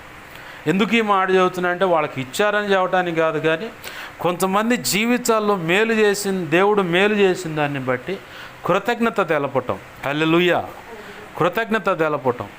కొంతమంది ఏమో కొన్ని విషయాల్లో పరిచయలో ఇన్వర్టర్ లేకపోతే ఇన్వర్టర్ అని చెప్పని, కరెంటు పోయినప్పుడు కరెంటు ఉండాలని చెప్పని, కొంతమంది ఏమో దేవుడు చేసిన మేలును బట్టి సౌండ్ సిస్టమ్ తెచ్చిస్తూ ఉంటారు. ఇలా వాళ్ళకు నచ్చింది ఏదో ఒకటి కృతజ్ఞతగా. ఈ మధ్యకాలంలో దేవనయ్య గారికి అదర్ కంట్రీస్ అంటే ఇతర దేశాల్లో ఎవరికో దేవుడు మేలు చేశాడు. ఇప్పుడు మన వైఎస్ జగన్మోహన్ రెడ్డి గారు వాడుతున్నారు బస్సు ఒకటి, సీఎంకు బస్సు అని అక్కడక్కడ బస్సు టూర్ పెట్టినప్పుడు ఆ బస్సు వాడుతూ ఉన్నారు. అట్లానే కేసీఆర్ గారికి ఒకళ్ళు ఇచ్చారు ఆ బస్సు. వీళ్ళందరికీ ఇవ్వక మునుపు దేవనయ్య గారికి అదర్ కంట్రీస్ నుంచి ఒక బస్సు అట్లా డిజైన్ చేసి, దాంట్లోనే బాత్రూమ్ ఉంటుంది, దాంట్లోనే బెడ్రూమ్ ఉంటుంది, దాంట్లోనే కాన్ఫరెన్స్ హాల్ ఉంటుంది, దాంట్లోనే కిచెన్ ఉంటుంది వంట చేసుకోవటానికి, దాంట్లోనే మోకరించి ప్రార్థన చేసుకోవటానికి ఉంటుంది. ఇంచుమించుగా 94 లక్షలు ఎంతో, అది ఎన్నో లక్షల్లోనో కోట్లలోనూ ఉంది ఆ బస్సు. ఆ బస్సు ఆ దైవజనుడికి ఇచ్చారు, దేవుడు మా జీవితాల్లో మేలు చేశాడని. ఈ మధ్యకాలంలో శాలేం రాజు గారి దగ్గర నేను ఆయన గురించి ఆయనకి ఇలా కానుకలుగా రూపాయలు ఇచ్చిన వాటిలో ఒకటి విన్నాను. అమెరికా నుంచి ఎన్నో లక్షలు అంట ఆ వాచ్. ఒక ఆడబిడ్డ యవనస్తురాలు, ఆ బిడ్డ జీవితంలో దేవుడు మేలు చేశాడని అన్నకు నేను ఈ వాచ్ ఇవ్వాలనుకున్నా అని చెప్పని ఆ వాచ్ స్పాన్సర్ చేశాడు. ఎన్నో లక్షలు అంట ఆ వాచ్. ఏంది మళ్ళీ ఈ మధ్యకాలంలో వేరే వాళ్ళు కియా కారు ఒకటి స్పాన్సర్ చేశారు. అది 34 లక్షలు ఎంతో ఉంది ఆ కారు. ఏంది స్పాన్సర్ చేశారు, వాళ్ళు ఇచ్చేసారు. అన్న మీ పరిచయలో వాడేసేయండి అని. ఆ మధ్యకాలంలో సాధు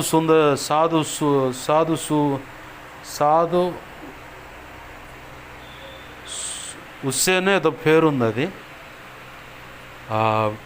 విశాఖపట్నంలో ఆయన సేవ చేస్తూ ఉంటాడు. ఒకప్పుడు ఆయన పరిస్థితి అంత ఏంటంటే ఉన్నది మొత్తం దోచుకొని పోతా ఉన్నారు. అంటే అప్పులు పాలైపోయాడు. వేరొక దొంగతనం కేసు మీద వేసి పోలీసులు 3rd డిగ్రీ కోటింగ్ ఇచ్చారు. ఈ చెయ్యి బైక్ యాక్సిడెంట్లో పడితే చెయ్యి ఇరిగిపోయింది. చాలా వేదన అనుభవిస్తున్నప్పుడు ఆ జైల్లో పడ్డప్పుడు యేసు ప్రభు వారిని ఓ యేసు ప్రభు నాకు సహాయం చేయవా అని చెప్పని ఆ మాట అడగటానికి ముందుగా జరిగిన ఉదంతం ఏంటంటే, ఆ చెరసాల్లో యేసయ్య బొమ్మ మాత్రమే ఉందంట, ఇంకే బొమ్మ లేదంట. ఆ బొమ్మ వాళ్ళు 3rd డిగ్రీ ఇచ్చి బంగారం ఏడబెట్టే ఉన్న బంగారం అంతా పోలీసు వాళ్ళు లెక్క పంచుకొని నానా గందరగోళం చేసి చివరికి ఉన్నవి లేని అన్నీ కల్పించి కొత్త కేసులన్నీ కల్పించి పెట్టేశారు. వాటి మీద అతను బీభత్సంగా కొడుతూ ఉన్నారు, నడవలేని పరిస్థితి. ఆ పరిస్థితులు యేసయ్య బొమ్మ కనపడుతుంటే, యేసు ప్రభు నువ్వు నాకు సహాయం చేయవు, ఒకప్పుడు కరపత్రం ఇస్తే చించి పడేసాను, పని లేదు ఏం లేదని ఇట్లా అరిశాను, నాకు సహాయం చేయవని చెప్పాను అన్నప్పుడు ఆయన అక్కడి నుంచి బయటికి రావడానికి దేవుడు సహాయం చేశాడు.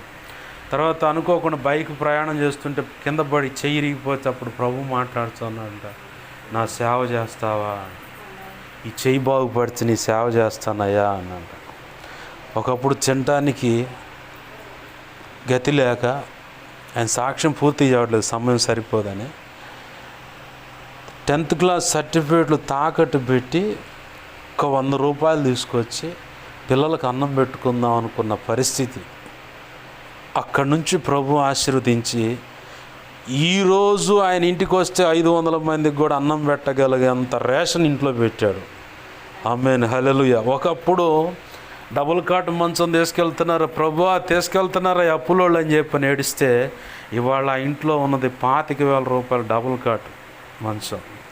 ఒకప్పుడు బైక్ తీసుకెళ్తున్నారు యేసయ్య, బైకే తీసుకెళ్తున్నారు యేసయ్య అంటే ఆయన సేవలో వాడమని వేరొకళ్ళ జీవితాల్లో దేవుడు మేలు చేసిన దాన్ని బట్టి వాళ్ళు కారు కొని తీసుకొచ్చి అయ్యగారికి ఇచ్చి మీ సేవలో వాడను.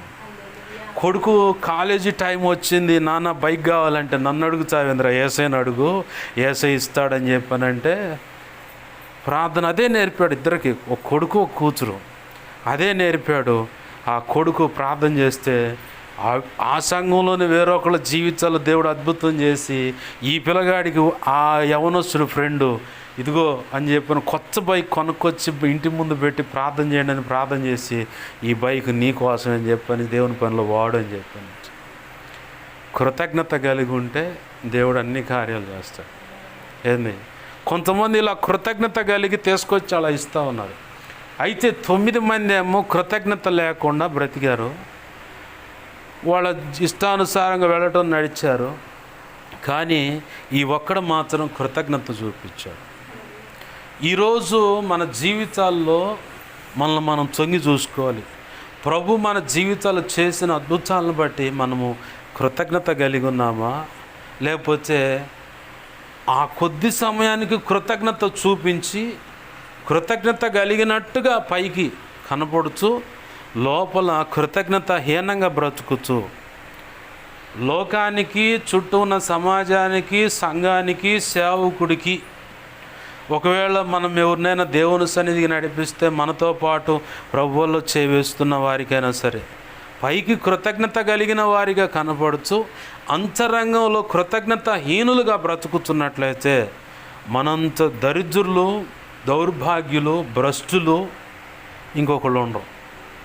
అయితే ప్రభు అంటున్నాడు, కృతజ్ఞత కలిగి ఉన్నావా లేదా? కృతజ్ఞత కలిగి ఉండటం వల్ల ఇంకా దేవుడు ఆశీర్వదించడానికి అవకాశం ఉంటుంది. ఈరోజు క్రైస్తవ ప్రపంచం నువ్వు గమనిస్తే, నేను కుటుంబాన్ని గమనించాను. ఇది బాగా ఇంపార్టెంట్, చాలా విలువైన సందర్భం, సందేశం ఇది. నేను కుటుంబాన్ని గమనించాను.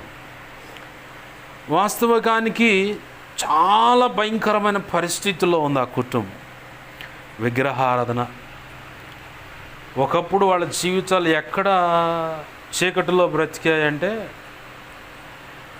నిదానంపాడ, నీలంపాడ ఏదో ఉందా, కారంపూడి దాటిన తర్వాత అక్కడ చిన్న హోటల్ పెట్టుకొని చాలా చిరు వ్యాపారంగా మొదలై ఎన్నో రకాల అప్పులు, భర్త సరిగా చూసుకోడు, తాగుడుకు బానిసై, ఇంకొక ఆమె, అసలు ఇంకొక ఆమె ఉంది. ఇట్లా తల్లిదండ్రులు ఎదిరించి ముందుకొచ్చి ఇలా ఆ వ్యక్తి దగ్గరికి వెళ్ళి ఆ వ్యక్తికి వల్ల కొంత సంతానాన్ని కలిగి చివరికి ఇటుకొట్టుకొని చివరికి ఓ ప్రాంతానికి వచ్చి సెటిల్ అయ్యారు. అయినా కానీ భర్త వల్ల తాగుడు, ఈ ఇబ్బంది ఉంటానే ఉంది. ఇది కాదనుకోకుండా భర్తతో కాకుండా వేరొక సంబంధం కలిగి ఆ వ్యక్తి జీవితంతో కొంతకాలం ఆడుకొని ఆ వ్యక్తి జీవితాన్ని నాశనం చేసి, ఇటు భర్తకి నమ్మకంగా ఉన్నట్టు కనపడుతా జీవితాలు ఇలా కొనసాగుతుంటే, ఆ ప్రాంతానికి దైవజనుడిని దేవుడు పంపించి ఆ దైవజనుడి ద్వారా అందిన సువార్తను బట్టి కొంతకాలం వ్యతిరేకించారు వాళ్ళు. ఎంత బూటకం! పూట గడుపుకోవటానికి మాటలు తప్ప యేసు ప్రభు లేదు, ఏం లేదని వ్యతిరేకించిన వ్యక్తి.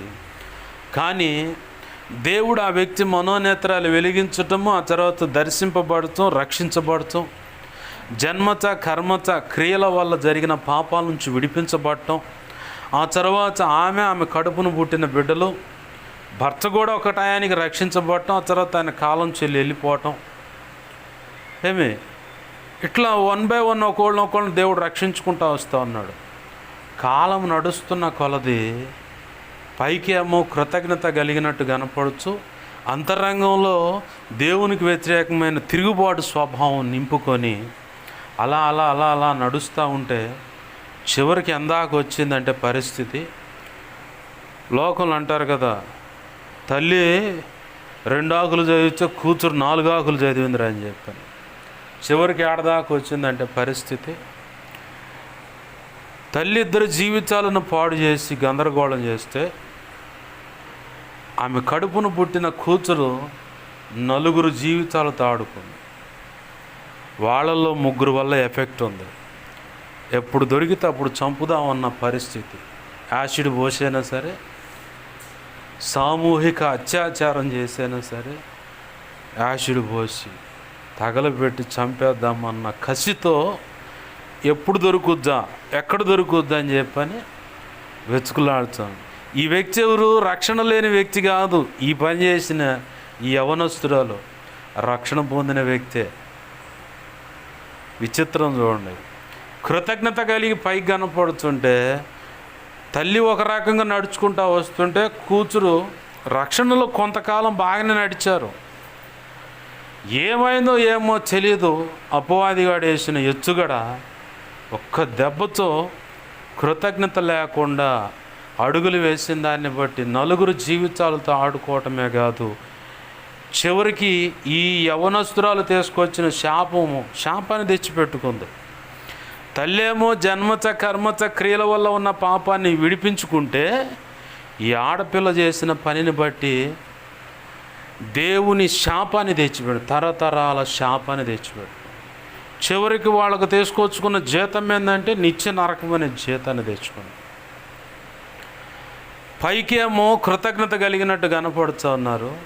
వాస్తవానికి జీవం లేని, విలువ లేని, అసలు ఏ ఎదుగు బొదుగు లేని, అప్పులు బంధకాల చేత సతమతమవుతూ, ఊపిరి సలపని శోధన సమస్యల్లో ఈడ్చబడుతూ, వేదనాపూరితమైనటువంటి హృదయాలు కలిగి బ్రతకటమే కష్టతరమైనటువంటి పరిస్థితుల్లో నడుస్తున్న ఆ బ్రతుకులను, ఆ కుటుంబాన్ని దేవుడు తన కృపచేత తన వాక్యం అనే వెలుగును వారి మీద ప్రకాశింపజేసి, వారి మనోనేత్రాలు వెలిగింపజేసి, ఆ బంధకాల నుంచి వన్ బై వన్ చిన్నగా ఇస్సాకుని ఎలా దీవించాడు ప్రభు? క్రమక్రమముగా ఎలా అయితే ఆశీర్వదించాడో అలాగనే క్రమక్రమముగా బంధకాల నుంచి విడిపిస్తూ క్రమక్రమంగా ఆశీర్వదిస్తూ ఉంటే లోకంలో అంటారు కదా, వీడికి కళ్ళు నెత్తికెక్కాయిరా అంటారుగా. ఇప్పుడు ఆ పరిస్థితికి వచ్చి చివరికి తెచ్చుకున్న జీతం ఏంటంటే శాపం, దేవుని దగ్గర నుంచి శాపం, ఉగ్రత, చివరికి నిత్య నరకం అనే పరిస్థితి. ఎంత భయంకరము! కృతజ్ఞత లేని పరిస్థితి. బాగా గుర్తుపెట్టుకోవాలి. ఇందాక మీకు పరిచయం చేశాను, సైతానుగాడు వాడి సమయము కొంచెమేనని. ఏంది, ప్రతి ఒక్కరి మీద పడుతూ ఉన్నాడు వాడు. కృతజ్ఞత లేని బుద్ధి చూపించేలాగా దేవునికి వ్యతిరేకంగా అడుగులు వేసి దేవుని సంకల్పం నుంచి బయటికి వెళ్ళిపోయి చివరికి భ్రష్టులుగా చాలామందిని మారుస్తూ ఉన్నాడు. మనమైతే ప్రమాదపు అంచుల్లో ఉన్నామని బాగా గుర్తించాలి. ఎందుకు ఈ మాట అంటుందంటే, నేను ఇందాక పరిచయం చేశాను, ఇనిమేళ్ళలో పోయిన వారం పెట్టుకుంటా. సోమవారం రోజు గుంటూరు వెళ్ళాను, చిలకలూరుపేట వెళ్ళి అక్కడ ఫ్లెక్సీలు డిజైన్ చేయించి అక్కడ నుంచి గుంటూరు వెళ్ళి రఫ్ టేక్ బాడీ ఆడ నుంచి తిరిగి వచ్చి అవి తీసుకొని రాత్రి 11:30 కాడికి వెళ్ళి అవన్నింటించి ఆ రాత్రి బాగానే ఉంది. నెక్స్ట్ రోజు తెల్లారి వెళుదోగాలని అంటే ప్రభువుండి ప్రేరేపించి, నువ్వు ఇంకా ఇక్కడ కొన్ని హీలింగ్ ప్రేయర్ చేయాలి, కొద్దిగా ఆగని చెప్పని ఆ రోజు ఉంచాడు. ఆ రాత్రి వేళ జరిగిన సందర్భం, సైతాన్ గాడు డైరెక్ట్గా అటాక్ చేశాడన్న సంగతి నాకు అర్థం కాల. ఆ కళ ఎలా ఉందంటే, ఎవరో ఆడగూతురు, మొత్తానికి ఆడగూతురే నా దగ్గరకు వచ్చింది. ఆ పసిబిడ్డకు గనక పాలు అందిస్తున్నట్టుగా ఆమె చనువు అందించి పాలు పట్టుతూ ఉంది. నేను తాగుతూ ఉన్నాను. ఈ లోపల అది మందిరం అని గుర్తొచ్చింది. నేనేంది ఇక్కడ ఈ పని చేస్తున్నాను అనిపించి అక్కడి నుంచి బలవంతంగా అవతల పక్కకి వెళ్ళిపోయాను. అక్కడ అదే పని చేసి చివరికి మెలకు వచ్చింది. ఏంది ఇలాంటి కళ వచ్చిందని చెప్పి అనుకున్నాను. ఆ బుధవారము అక్కడ ఉన్నంతసేపు బాగానే ఉన్నా. ఇంటికి వచ్చాను, నెక్స్ట్ రోజు గురువారము కళ దాన్ని బంధించాను నాకు తెలిసినంతట్లో. కానీ ఆ కళలో చూపించిన దాన్ని బట్టి, ఇట్లా నోట్లోకి ఆ గొంతులోకి వెళ్ళిన దాన్ని బట్టి ఈ స్వరపేటిక కాడ నుంచి ఇక్కడ నుంచి ఈ లోపల డైజెషన్ మొత్తం పూర్తిగా ఎఫెక్ట్ అయిపోయింది. ఏదన్నా ఆహారం చూద్దామంటే భయం వేస్తూ ఉంది. తినలేకపోతాను, పాటలు పాడలేకపోతాను, ప్రార్థన చేయలేకపోతాను, వాక్యం చదవలేని పరిస్థితి. ఫాస్టింగ్లో ఉంటే మాత్రం మిగతా అన్నీ నడుస్తున్నాయి. ఉపవాసంలో ఉన్నంతసేపు నడుస్తున్నాయి. ఉపవాసంలో లేకపోతే మళ్ళీ అసలు ప్రార్థన చేయబుద్ధిగా ఏముండదు అసలు పరిస్థితి. మళ్ళీ ఉపవాసం వేసుకోగానే మళ్ళీ అంత లైన్లోకి వస్తుంది బండి. కానీ డైజెషన్ మాత్రం సరిగా లేదు. ఈ గొంతు గుట్టకేస్తే నొప్పి. చివరికి ఎప్పటిదాకా ఉందంటే, నిన్న ఆదివారము ఒఫిరయ్య గారు ఒక సందేశం అందిస్తూ ఉన్నాడు. ఇలా మధ్యాకాశం నుంచి ఒక పెట్టె, ఆ పెట్టెలో నుంచి కొన్ని మెరుపుల్లాగా వచ్చి నా ఈ తల భాగంలోకి వస్తూ ఉన్నాయి. నేను ఇలా ఎదుర్కొన్నాను పరిస్థితి. పాటలు పాడాలనిపించట్లేదు, తినాలనిపించట్లేదు, దేవుని పనిలో ముందుకెళ్ళాలనిపించట్లేదు, ఎందుకు ఈ సేవ అది పక్కన పడేద్దాం అనిపిస్తుంది. ఇలా ఉందనగానే అప్పుడు నాకు బలువు తట్టింది. ఆహా, ఇది సైతాన్ గాడి దాడే అని చెప్పని అప్పుడు దైవజనుడు ప్రార్థన చేస్తుంటే ఏకీభించి, ఆ తర్వాత కూడా నేను కూడా ప్రార్థన చేసి మత్తయి 16:18-19, మత్తయి 18:18 ప్రకారం దేవుడు నీకు అధికారం ఇచ్చాడు, వాడిని బంధించు అని చెప్పన్నప్పుడు బంధించగానే దేవుని మహా ఉచిత కృపను బట్టి రిలీఫ్ అయ్యాను నేను. ఆమేన్, హల్లెలూయా. ఎందుకు ఇదంతా చెప్తా ఉన్నాడు, ఎందుకు ఇలా పరిచయం చేయాల్సి వస్తుందంటే, సైతాన్ గాడు వాడు ఏ కోణంలో నుంచైనా ఎలాగైనా మన మీద దాడి చేస్తాడు. దాడి చేసిన దాన్ని బట్టి దాడి చేయకముందే మనం జాగ్రత్త కలిగి ఉండాలి. దాడి చేసిన దాన్ని బట్టి కూడా ఇప్పుడు దైవజనుడు చెప్పిన మాట గతంలో నేను ప్రేయర్ చేస్తాను. అది మత్తయి 16:18-19 ప్రకారం, మత్తయి 18:18 ప్రకారం, ప్రభువా ఈ కృప నాకు ఇవ్వు అని ప్రార్థన చేస్తా. కానీ ఆ లేఖనాలు ఎత్తి కొన్నాళ్ళు అంతలో గతంలో ప్రేయర్ చేశాను, కానీ ప్రస్తుతంలో ఉన్నప్పుడు అలా ఆ లేఖనాలు ఎత్తి ప్రార్థన చేయట్లా. వాళ్ళ దాన్ని ఇలా ఈ లేఖనాన్ని బట్టి బంధిస్తున్నాను అని చెప్పి నా మాట బలకట్ల. అయితే ఈ సిచ్యువేషన్ ఎప్పుడైతే జరిగిందో నా జీవితంలోకి ఎప్పుడైతే అనుమతించాడో, తర్వాత దైవజనుడి జీవితంలో జరిగింది, ఆదివారం సాక్షి రూపాన్ని ఎప్పుడైతే చెప్పాడో ఆ చెప్పిన దాన్ని బట్టి ఇక నేను అలర్ట్ అయ్యాను. ఇక లాభం లేదు, ఖచ్చితంగా ఈ లేఖనాలు ఎత్తిపట్టి వాటిని బంధించినప్పుడే వాడు ఖచ్చితంగా ఆగిపోతాడన్న నిర్ణయానికి వచ్చా. ఈ మాటలు మనకు ఓచంగా ఉంటాయి, ఎందుకంటే అపవాది కృతజ్ఞత లేని బుద్ధి చూపించేలాగా చాలామందిని బయటికి లాగేస్తున్నాడు. కొంతమంది ప్రేమ అనే దాంట్లో లాగేస్తున్నాడు, కొంతమంది అక్రమ సంబంధం అనే దాంట్లో లాగేస్తున్నాడు, కొంతమందిని తాగుడుకు లాగేస్తూ ఉన్నాడు, కొంతమంది చుట్టా బీడి సిగరెట్ అనే వాటికి లాగేస్తూ ఉన్నాడు, కొంతమందిని కైని గుట్కా వాటికి లాగేస్తూ ఉన్నాడు, కొంతమంది ఏమో వడ్డీ వ్యాపారాన్ని బట్టి రాజీ పడి అక్కడ ఆగిపోతున్నారు, కొంతమంది ఏమో ఈ పూటకి భక్తి చాలని రాజీ పడి భక్తి చేసే దానికి లాగేస్తూ ఉన్నాడు వాడు, కొంతమంది ఏమో ఇటు విగ్రహారాధన ఇటు మళ్ళీ యేసయ్య, ఈ రెండు రకాలుగా రాజీపడి భక్తి చేసేలా లాగేస్తాడు. కొంతమంది ఇటు భక్తి చేస్తూనే వాక్కులు చెప్పే వాళ్ళ దగ్గరికి, లేదంటే మాతంగులు జోగి దేవదాసులు అనే వాళ్ళ దగ్గరికి, లేదంటే మాంత్రికుల దగ్గరికి వెళ్ళటం, చేతబడులు తిరగట్టడం, లేదంటే చేతబడి చేశారో లేదని అడగటం, ఇలాంటి సెక్షన్ కాడికి వెళ్తూ ఉన్నారు కొంతమంది ఏమో దైవజనుడు చెప్పిన మాట మీద బేస్ అవుతున్న వాళ్ళు ఉన్నారు. నాకు అలాంటి వాళ్ళు కూడా తగిలారు. ఏంది ఇట్లా కొన్ని రకాలుగా, అంటే పూర్తిగా దేవుని మీద ఆధారపడకుండా, పూర్తిగా దేవుని యందు స్థిరమైన విశ్వాసము నిరీక్షణ కలిగి ఓర్పు పట్టుదలతో ఎడతెగక దేవుని పాదాలు పట్టుకొని మెలకు కలిగి ప్రార్థన చేసే అనుభవం ఇవాళ ఎవరిలోకి రానివ్వట్లేదు. వాడు ఆ ప్రార్థన అనేది కనుక చేయగలిగితే పాపం ఏంటో, సత్యం ఏంటో, సర్వసంపూర్ణ సత్యం ఏంటో, సరి అయిన దారి ఏంటో కూడా అర్థమైపోద్ది ఆ ప్రార్థన చేయగలిగితే. ఇప్పుడు ఏం చేస్తున్నాడంటే వాడికి నచ్చని విషయం ఏంటంటే ప్రార్థన చేయటమే. నువ్వు మోకాళ్ళేసి ప్రార్థన చేయాలంటే నీకు తెలియని ఒళ్ళు నొప్పులు వచ్చేస్తాయి. నువ్వు మోకాళ్ళేసి ప్రార్థన చేయాలనుకుంటే ఆ పక్కింటి ఆమె ఎక్కడో ఉంటుంది, ఆమె పరబరబర నీ దగ్గరకు వచ్చి మాటలు పెడుతుంది, శుభ్రంగా ముచ్చట చెప్పి నీ ప్రార్థన సమయం అంతా తినేస్తుంది. చివరికి ఈ లోపల వంట చేసుకోవాలి, కూర వండుకో, అది తినాలి, తర్వాత ప్రార్థన చేద్దాన్ని 5 నిమిషాలు మోకరించగానే ఒళ్ళు అలసిపోయినట్టుగా ఆవిలింతలు వస్తే, ప్రభా చేయలేకపోతున్నా, వల్ల కావట్లేదు, ఏసునామలు అడుగుతున్నా తండ్రి ఆమెనని చెప్పి నీకు సప్పగా పడుకుంటాను.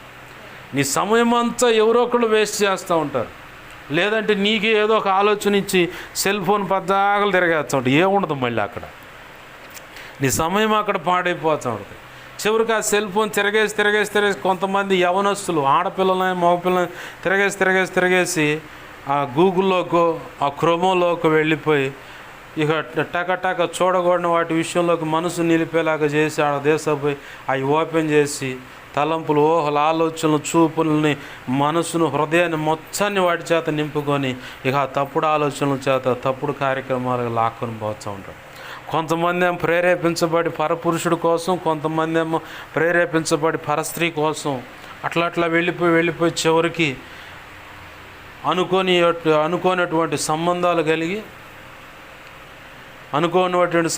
కలిగి అవి కాస్త ఫిక్స్ అయిపోయి బయటికి లాక్కోలేని పరిస్థితిలో ఆ బంధకాలు విడిపించుకోలేక యవనస్తులు చాలామంది చచ్చిపోతే బాగుండు అనుకునేవాళ్ళు ఉన్నారు. ఆ బంధకాల నుంచి విడిపించబడలేక కాపురం నాశనం అయిపోద్ది అని చెప్పని భార్యలు కొంతమంది, కాపురం నాశనం అయిపోద్దని భర్తలు కొంతమంది విడిపించదామంటే అవతల వ్యక్తి ఏ డిమాండ్ పెడతారో ఈ ఆ డిమాండ్ ఖచ్చితంగా లోన్ అవ్వాలి, ఖచ్చితంగా దానికి ఎంతో కొంత వెల చెల్లించాల్సిందే, కాదంటే రోడ్డును పడుతుంది, అల్లరైపోతాం, గందరగోళం, ఎటు పోవాల పరిస్థితి అని కొంతమంది. ఇలా చాలామంది. కొంతమంది అయితే ప్రేమ అనే దాంట్లో మునిగిపోతూ ఉంటారు, ఇక అక్కడే చిక్కుంటారు. కొంతమంది ఇప్పుడు పరిచయలోకి వచ్చిన తర్వాత కూడా కొంతమంది యవన ఆడపిల్లలను, యవన మగపిల్లలను ఆ సండే స్కూల్ కాడను ఎక్కడో చోట యవనస్తుల కోడిక కాడను, సండే స్కూల్ కాడను, పరిచర్య చేసే కాడను, ఆ భోజనం పరిచర్య కాడను, నీళ్ళ పరిచర్య కాడను, లేదంటే ఆ స్టాళ్ళు కాడను, ఎక్కడో చోట ఉంటారు. వాళ్ళకు ఈ మధ్యలో ఈ సైతాన్ గాడు కమ్యూనికేషన్ చేసి చివరికి ప్రేమ అనే దోమ కొట్టంగానే వీళ్ళు కాస్త సంచి జద్దేసి వెళ్ళిపోయే పరిస్థితి. ఇదొక సెక్షన్. అయితే కొంతమందికి ఏమో ఏమీ లేకపోయినా అక్రమ సంబంధాలు అంటగడతారు. పరిచర్లోనే లోకమంతా వచ్చి పరిచర్లో కూర్చుంది.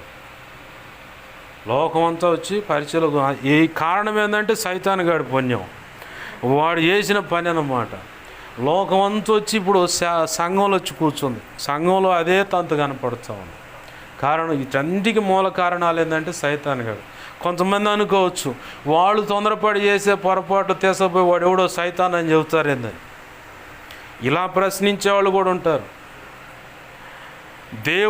దేవుని వాక్యం చెబుతున్న మాట ఏంటంటే లేఖనం ప్రకారము పరిశుద్ధమైన వివాహం చేసుకోమన్నారు, కానీ ప్రేమ దోమ అని చెప్పని బైబిల్లో ఆడ ఊరేగమని చెప్పారు. ఆయన ఈ అవగాహన లేనోడు ఆడకూతురైనా మగవాడైనా సరే వాళ్ళు పాపం చేస్తూ ఉంటే సైతాన్ అనేవాడు ఎవరినో తీసుకొచ్చి పెడతారు వీళ్ళు అంత అని చెప్పని అనుకుంటూ ఉంటారు.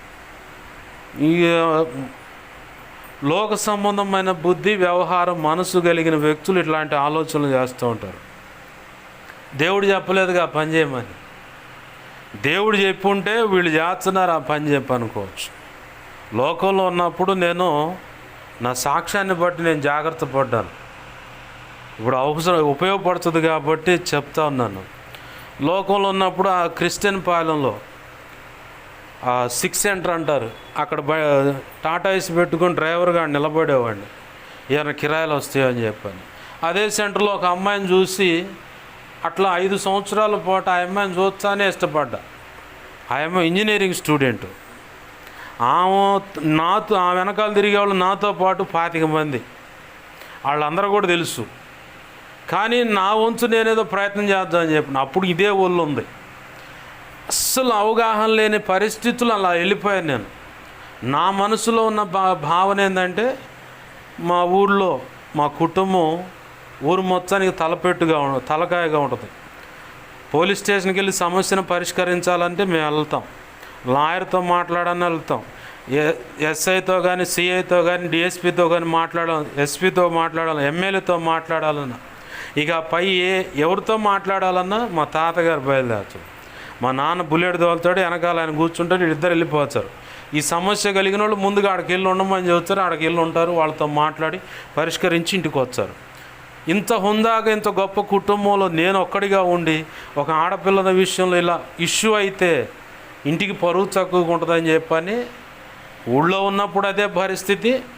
అక్కడి నుంచి వచ్చిన ఏ ఊర్రా ఇడిది అని చెప్పని అంటారు కదా, ఎవడ్రా నువ్వు ఎక్కడోడి అని అడుగుతారుగా, కొట్టేటప్పుడైనా అడుగుతారు.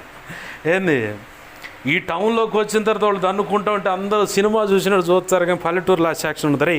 ఎందుకు దన్నుకుంటున్నారు ఆగండి అని చెప్పని ఎట్టోళ్ళు పక్కకు తీసి మాట్లాడుతారు. ఇక్కడ అట్ట కాదు, పూర్తిగా అయిపోయిన దాకా సినిమా చూసి అది అంటలే వాళ్ళు అందుకే కొట్టుకుంటున్నారులే అని చెప్పాను. విచిత్రంగా కనపడుతుంది ఈ టౌన్ నాకైతే. ఏది అలాంటి వాతావరణంలో పెరిగినవాడిని కదా. ఈడికి వచ్చిన తర్వాత అట్లా అల్లరయ్యి గందరగోళం అయితే అని చెప్పి 5 సంవత్సరాలు అట్నే ఉన్నా. 3 సంవత్సరాలు ఏమో మనసులో ఉన్న విషయాన్ని ఒక లెటర్ మీద రాసి పంపిస్తే ఏ రిప్లై రాల. 3 ఏళ్ళు ఎదురు చూసి చివరికి పెళ్లి కబురు అందింది నా చెవికి. అప్పటికి దేవుని సన్నిధిలో ఉన్నా నేను. అయితే ఇన్ని లేతే లేదు ఈ పిల్లతో పెళ్ళి. ఇక నేను దేవుని సన్నిధిలోకి రావాలని చెప్పని దేవుని మందిరంలో ఉండే పరిచర్లో ఉన్నా. ఆమె కనపతి చర్చికి పోతుందంట అని గాలి వార్త తెలిస్తే 2 సంవత్సరాలు ఆడకు తిరిగా మానకుండా. ఆ పాస్టర్లు అదిరిపోయారు, నువ్వేందా ఎట్ట తిరుగుతున్నావు, అసలు ఎవరు చూడలేదు ఈ రకంగా, నువ్వు మాత్రమే ప్రతి ఆదివారం టెన్షన్కి వస్తావు, అసలు విచిత్రంగా ఉన్నావు నువ్వు అని చెప్పని ఇట్రా అని చెప్పి ప్రార్థన చేయండి.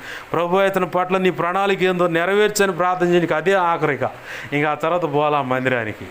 2 సంవత్సరాలు పోయి ఆ అమ్మాయి ఆడకు పోతుంది, ఆడ ఉంటుందంట, మందిరానికి పోద్ది అంట. అన్యురాలు కానీ ఆ కనపర్తి బాయ్ చర్చికి పోద్దంటే బరబర పోయా 2 సంవత్సరాలు. ఒకసారి అయితే ఉపవాసం ఉండి కాలినడక నడుచుకుంటూ పోయి ఆడకి పోయి ఆ ముఖ ద్వారం ఉంటుంది కదా ఎదరా, ఆ ద్వారబంధం కానీ మోకాళ్ళ మీద నడుచుకుంటే ఆ గంట కొట్టే కాడికి నడితే కాళ్ళు మొత్తం దోక్కుపోయినాయి. ఇప్పుడు కొన్ని ఆ అచ్చులు గాయాలు అంచే ఉన్నాయి. ఏంది అట్ట మోకాళ్ళ మీద పిచ్చిగా నడిచి ఆ అమ్మాయితో పెళ్లి కావాలని. ఆ తర్వాత ఆ మందిరం వాకిటి కాడి నుంచి స్ట్రైట్గా పోతే అనుకున్న కోరిక నెరవేరుద్దని చెప్పి కళ్ళు మూసుకొని నడిస్తే పోతే ఇటు బాలయేసు కాడి కన్నా పోయేవాడిని, ఎక్కువ శాతం పునరుద్ధారణ యేసు ప్రభు గారి దగ్గర పోయి ఇట్ట పోయేవాడిని. ఇట్లా స్ట్రైట్గా ఎప్పుడు పోవాలా నేను? ఈ చిత్రంగా ఉంది, అసలు ఏం అర్థం కాలేదనుకున్నా. కానీ తర్వాత అర్థమైంది, యేసయ్య తన ఉన్నత సంకల్పంలో రక్షించుకొని తీసుకొచ్చి ఆ పునరుద్ధాన సువార్తను ప్రకటించడానికి ఆయన సేవకుడిగా ఎంచుకున్నాడని ఆ రోజు అర్థం కాలేదు, ఈరోజు అర్థమైంది. ఆమేన్, హల్లెలూయా. ఈ సాక్ష్యాన్ని నా మనసులో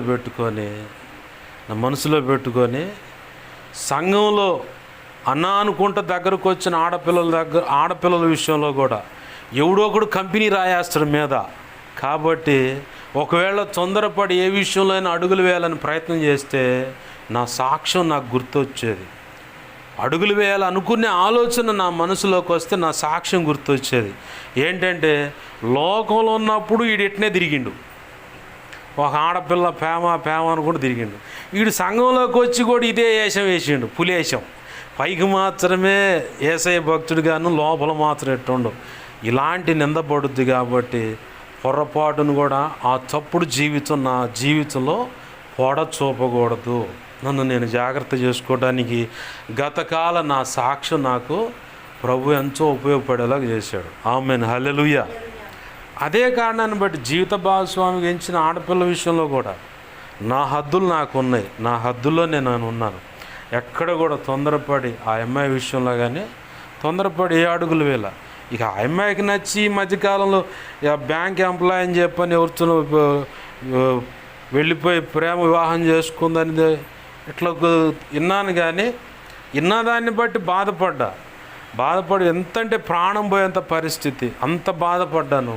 కానీ మళ్ళీ అమ్మని దేవుని కృపను బట్టి తెప్పరిల్లి పోతే పోని ప్రభు ముందే చెప్పాడు, ఆ అమ్మాయి నిర్ణయం చేసుకొని పక్కెళ్ళిపోతే నరకాన్ని స్వతంత్రించుకుంటుంది. దానిలో అది మాత్రం తప్పదు, నరకాన్ని స్వతంత్రించుకుంటుంది. కానీ నువ్వు నిలబడు, నేను నిర్ణయించిన జీవితం నీది ఉంది. ఒకవేళ ఈ కొన్ని రోజుల క్రితం నేను ఆలోచన బట్టి దేవుడు నాతో చెప్పిన మాట ఏంటంటే, గత కాలంలో ఇలా ఈ వ్యక్తి అనుకుని ప్రభు నువ్వు నిర్ణయించావు కదా, అంటే అన్ని జనుల మధ్య అపోస్తులు వచ్చాం కాబట్టి అన్యురాలి భారీగా కావాలని. ఇక తర్వాత ఈ వ్యక్తి ఇలా వెళ్ళిపోయిందని చెప్పిన తర్వాత మరి ఆ వ్యక్తి విషయంలో నేను తీసుకున్న వాగ్దానాలు, నువ్వు నిర్ణయించిన బహుమతులు అంటే ఆ వ్యక్తికేం పోవయి, ఆమెగా స్వతంత్రంగా నిర్ణయం చేసుకొని పక్కెళ్ళిపోయింది కాబట్టి నీ ఇచ్చే నరకం అనేది స్వతంత్రించుకుంది. ఇక అది తప్పదు. కానీ నీ తర్వాత నీ పక్కన నీకు జీవిత భాగస్వామిగా నేనిచ్చేటువంటి అమ్మాయికి అవన్నీ గతంలో తీసుకున్న వాగ్దానాలు కానీ బహుమతులు కానీ వాళ్ళకు సంక్రమిస్తాయి. అంటే వాళ్ళు స్వతంత్రించుకుంటారు. ఇవన్నీ అన్న తర్వాత దేవుని ఎదుట నేను ఒకటి అడిగా, అయ్యా లోకరీతిగా చూస్తే లోకంలో వెలివేయబడుతూ ఉన్నాం, ఫలానా ఆ 2 తెగలు అది ఇది అని చెప్పని. ఇప్పుడు సేవలోకి వచ్చిన తర్వాత కూడా అదే వెలివేత కనపడుతూనే ఉంది. ఇంకో కారణం ఏంటంటే అందుట్లో వివాహం ఒక అన్యురాలు అన్ని జనుల మధ్య అపోస్తులత్వం అంటా ఉన్నాం. చూడటానికి జేబు నిండా డబ్బు లేదు, ఒక స్థిరమైన పరిచర్య సంఘము కూడా లేదు, ఏంది చెప్పుకోవడానికి పెద్ద కులము కూడా కాదు. ఎవరు వచ్చారు ప్రభు ముందుకి అని అనుకుంటా ఉంటే నాకేమన్నా అసాధ్యమైంది ఏమైనా ఉందా అని ఇక నేను సైలెంట్ అయిపోయాను. సార్ నీ ఇష్టం ఎప్పుడో చేసుకోవాలి. ఇవన్నీ ఎందుకు దేవుడు మీ ఎదుట పరిచయం చేస్తూ ఉన్నాడంటే, సంఘంలోకి సైతాను గాడు ప్రేరేపించిన దాన్ని బట్టి ప్రేమ అని చెప్పంటే ఇక అందరూ సంచులు జరుపుతున్న వాళ్ళు ఉన్నారు. కొంతమంది బలవంతంగా ఇటు వాళ్ళని పెద్దలను ఒప్పించి మరి పెళ్లి చేసుకుంటున్న వాళ్ళు ఉన్నారు. ఇది సైతాను గాడు పెట్టింది. గత సాక్ష్యం వాళ్ళకు గుర్తున్నట్లయితే, గత బ్రతుకులు, గతంలో మా కుటుంబ స్థితి, గతంలో మా అమ్మ, గతంలో మా నాన్న, గతంలో మా బ్రతుకులు, గతం అనేది కనుక గుర్తున్నడితే ప్రస్తుతంలో ఇప్పుడు అలా అడుగులు వేసేవాళ్ళు కాదు. గతంలో నా సాక్ష్య జీవితం నాకు గుర్తుంది. నేను ఇప్పుడైనా సరే ఈ క్షణంలో ఇప్పుడైనా ఒక తప్పటడుగు వేయడానికి ప్రయత్నం చేసి ఒకవేళ అడుగు వేసి ఉంటే లోకమంతా ఏమంటుందంటే, ముందు వీడు లోకంలో అదే బతికాడు, దేవుని సేవలోకి వచ్చి కూడా లేదు, దేవుని బిడ్డనంటూ పరిచర్య చేస్తా, విశ్వాసిగా ఉంటా, సంఘ పెద్దగానే ఉంటాను, ఏ కోణంలో ఏ హోదా నాకు దేవుడిచ్చాడో ఆ స్థితిని బట్టి అన్య సమాజమైన, ప్రస్తుతం ఉన్న సంఘమైన, క్రైస్తవ సమాజమైన ఏలెత్తి పొడుస్తూ ఉంటుంది, వీడేం మారలేదు అని చెప్పని. ఈ భావన నాకు ప్రభు కలుగు చేశాడు కాబట్టి నా హద్దుల్లో నేను ఉంటూ నా సాక్ష్యాన్ని కాపాడుకుంటా. అది కూడా ప్రభు కృపను బట్టే. సాక్ష్యాన్ని కాపాడుకుంటా, పరిశుద్ధతను కాపాడుకుంటా. ఆయన నిలబెడుతూ వచ్చాడు కాబట్టి ఈ స్థితి ఉంది. అందుకే కృతజ్ఞత కలిగి ఆయన సన్నిధిలో సాగిలపడి ముందుకు సాగిపోతూ ఉన్నాను. 9 మంది కృతజ్ఞత లేకుండా వాళ్ళు ఇష్టం వచ్చినట్టు వెళ్ళిపోయారు. ఒక్కడు మాత్రం సమరయుడు కృతజ్ఞత తెలపటానికి యేసయ్య దగ్గరికి వచ్చాడు. చాలామంది యేసు ప్రభుని వాడుకుంటున్నారు, యూజ్ అండ్ త్రో. లోకంలో షాలేమన్ అంటాడు, అన్యులు కనుక ఒకవేళ ఎవరన్నా దేవుని సన్నిధికి వస్తూ ఉంటే మాంసం తింటాం కానీ ఎముకలు మెడలో దండ వేసుకొని తిరుగుతామేరా, ఆ టయానికి ఏదో దేవుడు మేలు చేశాడంటే ₹1 ఏదో ఒకటి కానుకాడ పడేసి యువతలకు రావాలి, కానీ ఇక పొలేరమంట బైబిల్ పెట్టుకొని పోతారు దేవుని సన్నిధికి ఎక్కలోళ్ళు లేకుండా అని చెప్పని షాలేమన్ అంటాడు. ఇప్పుడు అలాంటి పరిస్థితి కనపడుతూ ఉంది. దేవుడు కావాలనుకొని ఇక్కడ మేలు జరుగుద్ది అనుకుంటే మేలు జరిగి నేను చాలామంది జీవితాలు చూస్తూ ఉన్నాను. ఉన్న కాలనీలో మా ఇంటి వానరోళ్ళ భార్య చెప్పిన ఇంటి వానరోళ్ళ తమ్ముడు భార్య చెప్పిన సాక్ష్యం, పక్షవాతం మంచంలో పడిపోయింది చాతబడి క్రియల వల్ల. ఎంతంటే ఎముకలు గూడుగా మారిపోయిందంట. దగ్గర వాళ్ళ ఆయన ఇచ్చిన సాక్ష్యం ఎంతంటే 6-7 లక్షలు ఖర్చు పెట్టాను, కానీ ఆ అమ్మాయి రికవర్ కాలేదండి. ఉన్న ఇంటి ఎదురు మందిరం కాడ కొన్నాళ్ళు తిరిగారు, కొంత రికవర్ అయింది. అయినా కానీ వాళ్ళకి మధ్యలో మనస్పార్థలు వచ్చి వాళ్ళకి సంబంధించిన అవతల 3వ లైన్లో ఒక అన్న ఉండవు, వాళ్ళ దగ్గరకు పోయారు. సంగమంతా వచ్చేప్పటికప్పుడు ఆ ప్రార్థనలు చేయటం నేను చూసా. ఆ ఇంట్లోకి వచ్చి వాళ్ళు మానక ఆ మంచం ముందు కూర్చొని ప్రార్థన చేయటం మాత్రం చూసా ఆ పై లైన్లో ఉన్నప్పుడు. ఏంది ఇక్కడ ప్రత్యేకంగా చేస్తున్నారు అనుకున్నప్పుడు, కానీ ఆ ఇంటి పక్కనే నేను అద్దెకు దిగటానికి వచ్చినప్పుడు ఆ ఇంటి వాళ్ళు చెప్తున్నారు ఇక్కడ సంగతి అయ్యా అని. పలానోళ్ళు ఇలా డైలీ వచ్చి ప్రార్థన చేశాడు. అప్పుడు అంతుపట్టింది, ఈ సమస్యను బట్టి వీళ్ళు ప్రార్థన చేశారు. ఇప్పుడు వాళ్ళు వాస్తవికంగా అయితే ఆ మరణ పడక నుంచి ఏసై పైకి లేపితే అప్పుడు దేశయ్య ఏసయ్య ఏసయ్య అన్నారు. ఎప్పుడైతే మరణ పడక నుంచి బయటికి రాగానే ఇప్పుడు పలానా మా అమ్మాయి లేపింది నన్ను అని చెప్పి అంటారు. ఫలానా మా కులానికి సంబంధించిన ఫలానా దేవుడే మాకు ఇట్లా మేలు చేశాడని చెప్పి అన్నారు. ఆ కొలుపులకి ఆ బలులు అది ఇది అని చెప్పని చేస్తున్నారు. కృతజ్ఞత కలిగిన వాళ్ళు లేకపోతే కృతజ్ఞత లేకుండా అవసరానికి వాడుకొని వదిలేశారు వీళ్ళు. ఇవాళ పరిస్థితి ప్రస్తుతం క్రైస్తవ సమాజంలో క్రైస్తవులు అనబడుతున్న వారిలో కూడా ఇదే కనపడుతుంది, అన్య సమాజంలో కూడా ఇదే కనపడుతుంది. వాళ్ళు వీళ్ళలాగా మనం ఉండక ప్రభు కృపచేత ప్రభు మన జీవితాలను ఏ రీతిగా వెలిగించాడు, ఏ స్థితిలో ఉంటే ఏ స్థితికి తెచ్చాడో ఆ స్థితిలో ఉన్నప్పుడు దేవుడు మనల్ని ఎలా విడిపించాడు, ఎలా వెలిగించాడు, ఇప్పుడు ఎలా ఉన్నాం, విడిపించబడిన దాన్ని బట్టి వచ్చిన కృతజ్ఞత కలిగి ఇప్పుడు కూడా అంతకంటే తీవ్రమైన కృతజ్ఞత భావనతో ప్రభు చెప్పినట్టు అడుగులు వేస్తున్నామా, లేదంటే ఇంకా నిర్లక్ష్య ధోరణితో ఏముందులే అప్పుడు జరిగిపోయింది కాబట్టి ఇప్పుడు అంత పెద్ద పడుచుకోవాల్సిన పని లేదన్నట్టుగా మన భక్తి జీవితం కొనసాగుతుందా? ఎలాంటి పరిస్థితుల్లో మనం ఉన్నాం? ప్రారంభ దినాల్లో దేవుడు మనకు చేసిన కార్యాలను బట్టి కృతజ్ఞత కలిగి ఉన్న స్థితిలో మనం ఉన్నామా, లేదంటే ఆ కృతజ్ఞత బుద్ధి లేకుండా అనేకులు అడుగులు వేసిన రీతిగా కృతజ్ఞతాహీనంగానే మనము అడుగులు వేస్తున్నాము, లేదంటే మేలు కావాలనుకున్నప్పుడు మనం ఉన్న ఆపదలో కేకలు వేసిన స్థితి మనం జ్ఞాపకం చేసుకుందాం. ఒడ్డున పడ్డప్పుడు పరిస్థితి జ్ఞాపకం చేసుకుందాం, ప్రస్తుతం ఉన్న పరిస్థితిని జ్ఞాపకం చేసుకుందాం. మొత్తం ఒక చోట పేర్చుకొని ఎప్పుడు ఎక్కడ ఎలాంటి తీవ్రత కలిగి ప్రభువును పట్టుకున్నామో ఆ తీవ్రత ఇప్పుడు తగ్గిందా పెరిగిందా, ఎలా ఉంది మన పరిస్థితి అని ఒక్కసారి మనం స్వపరీక్ష చేసుకుందాం. దేవుని పాదాలు పట్టుకొని ప్రార్థనలో దేవుని అడుగుదాం, ప్రభువా నీ కృప మాకు ఇవ్వయ్యా. ఇదిగొచ్చండి, ఒకప్పుడు నా స్థితి ఇది, ఒకప్పుడు నా కుటుంబ పరిస్థితి ఇది, ఒకప్పుడు నేను ఇలా ఉన్నాను, ఒకప్పుడు ఇంత సమస్యలు ఉన్నాను, ఈ రోగంతో ఉన్నాను, నేను ఈ స్థితిలో ఉన్నాను ప్రభువా. కానీ ఇప్పుడున్న ఈ పరిస్థితిలో ఆనాడు నువ్వు విడిపించినప్పుడు కృతజ్ఞత కలిగి ఎలా అయితే ఉన్నానో అదే కృతజ్ఞత భావన కలిగి ఇప్పుడు ఉన్నానా, లేదంటే ఇంకా దిగజారిపోయిన స్థితిలో కృతజ్ఞత భావన కలిగి ఉన్నానా? లేదంటే ఇంకా ఉన్నతమైన కృతజ్ఞత భావన కలిగి నేనున్నానా, మేమున్నామా?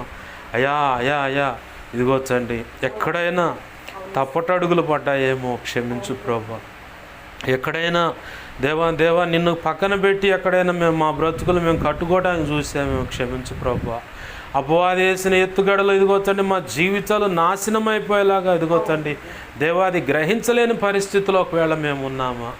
ఇదిగో దైవజనుడు జీవితంలో జరిగిన అనుభవాన్ని నాకు తెలియపరిచినప్పుడు ప్రభువా, ఇదిగో నా జీవితంలో ఎదురైన ఆ కలలో సైతాన్ని నన్ను ఇలా దాడి చేశాడని ఇదిగో ప్రభువా, ఆ సాక్ష్యాన్ని బట్టి నేను తెప్పరిల్లగలిగాను అయ్యా. ఇదిగో ఒడ్డున పడగలిగాను, ప్రార్థన చేయగలిగాను, విడుదల పొందగలిగాను ప్రభువా.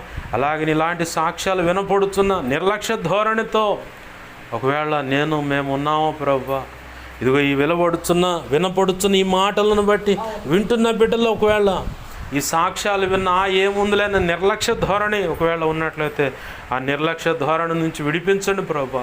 ఆ నిర్లక్ష్యం ఎంతో ప్రమాదానికి దారి తీస్తుందన్న గ్రహింపు వారికి దయచేయండి. ఇదిగోచండి అలా నిర్లక్ష్యాన్ని బట్టి చాలామంది దేవ సంఘాల్లో కూడా ప్రేమని అది ఇదని చెప్పని చివరికి కృతజ్ఞత లేని పరిస్థితిలో దేవా నీ సంకల్పంలో నిర్ణయమైన ఆ సేవ పరిచయం మొత్తం పక్కన పెట్టేసి వెళ్ళిపోతా ఉన్నారయ్యా.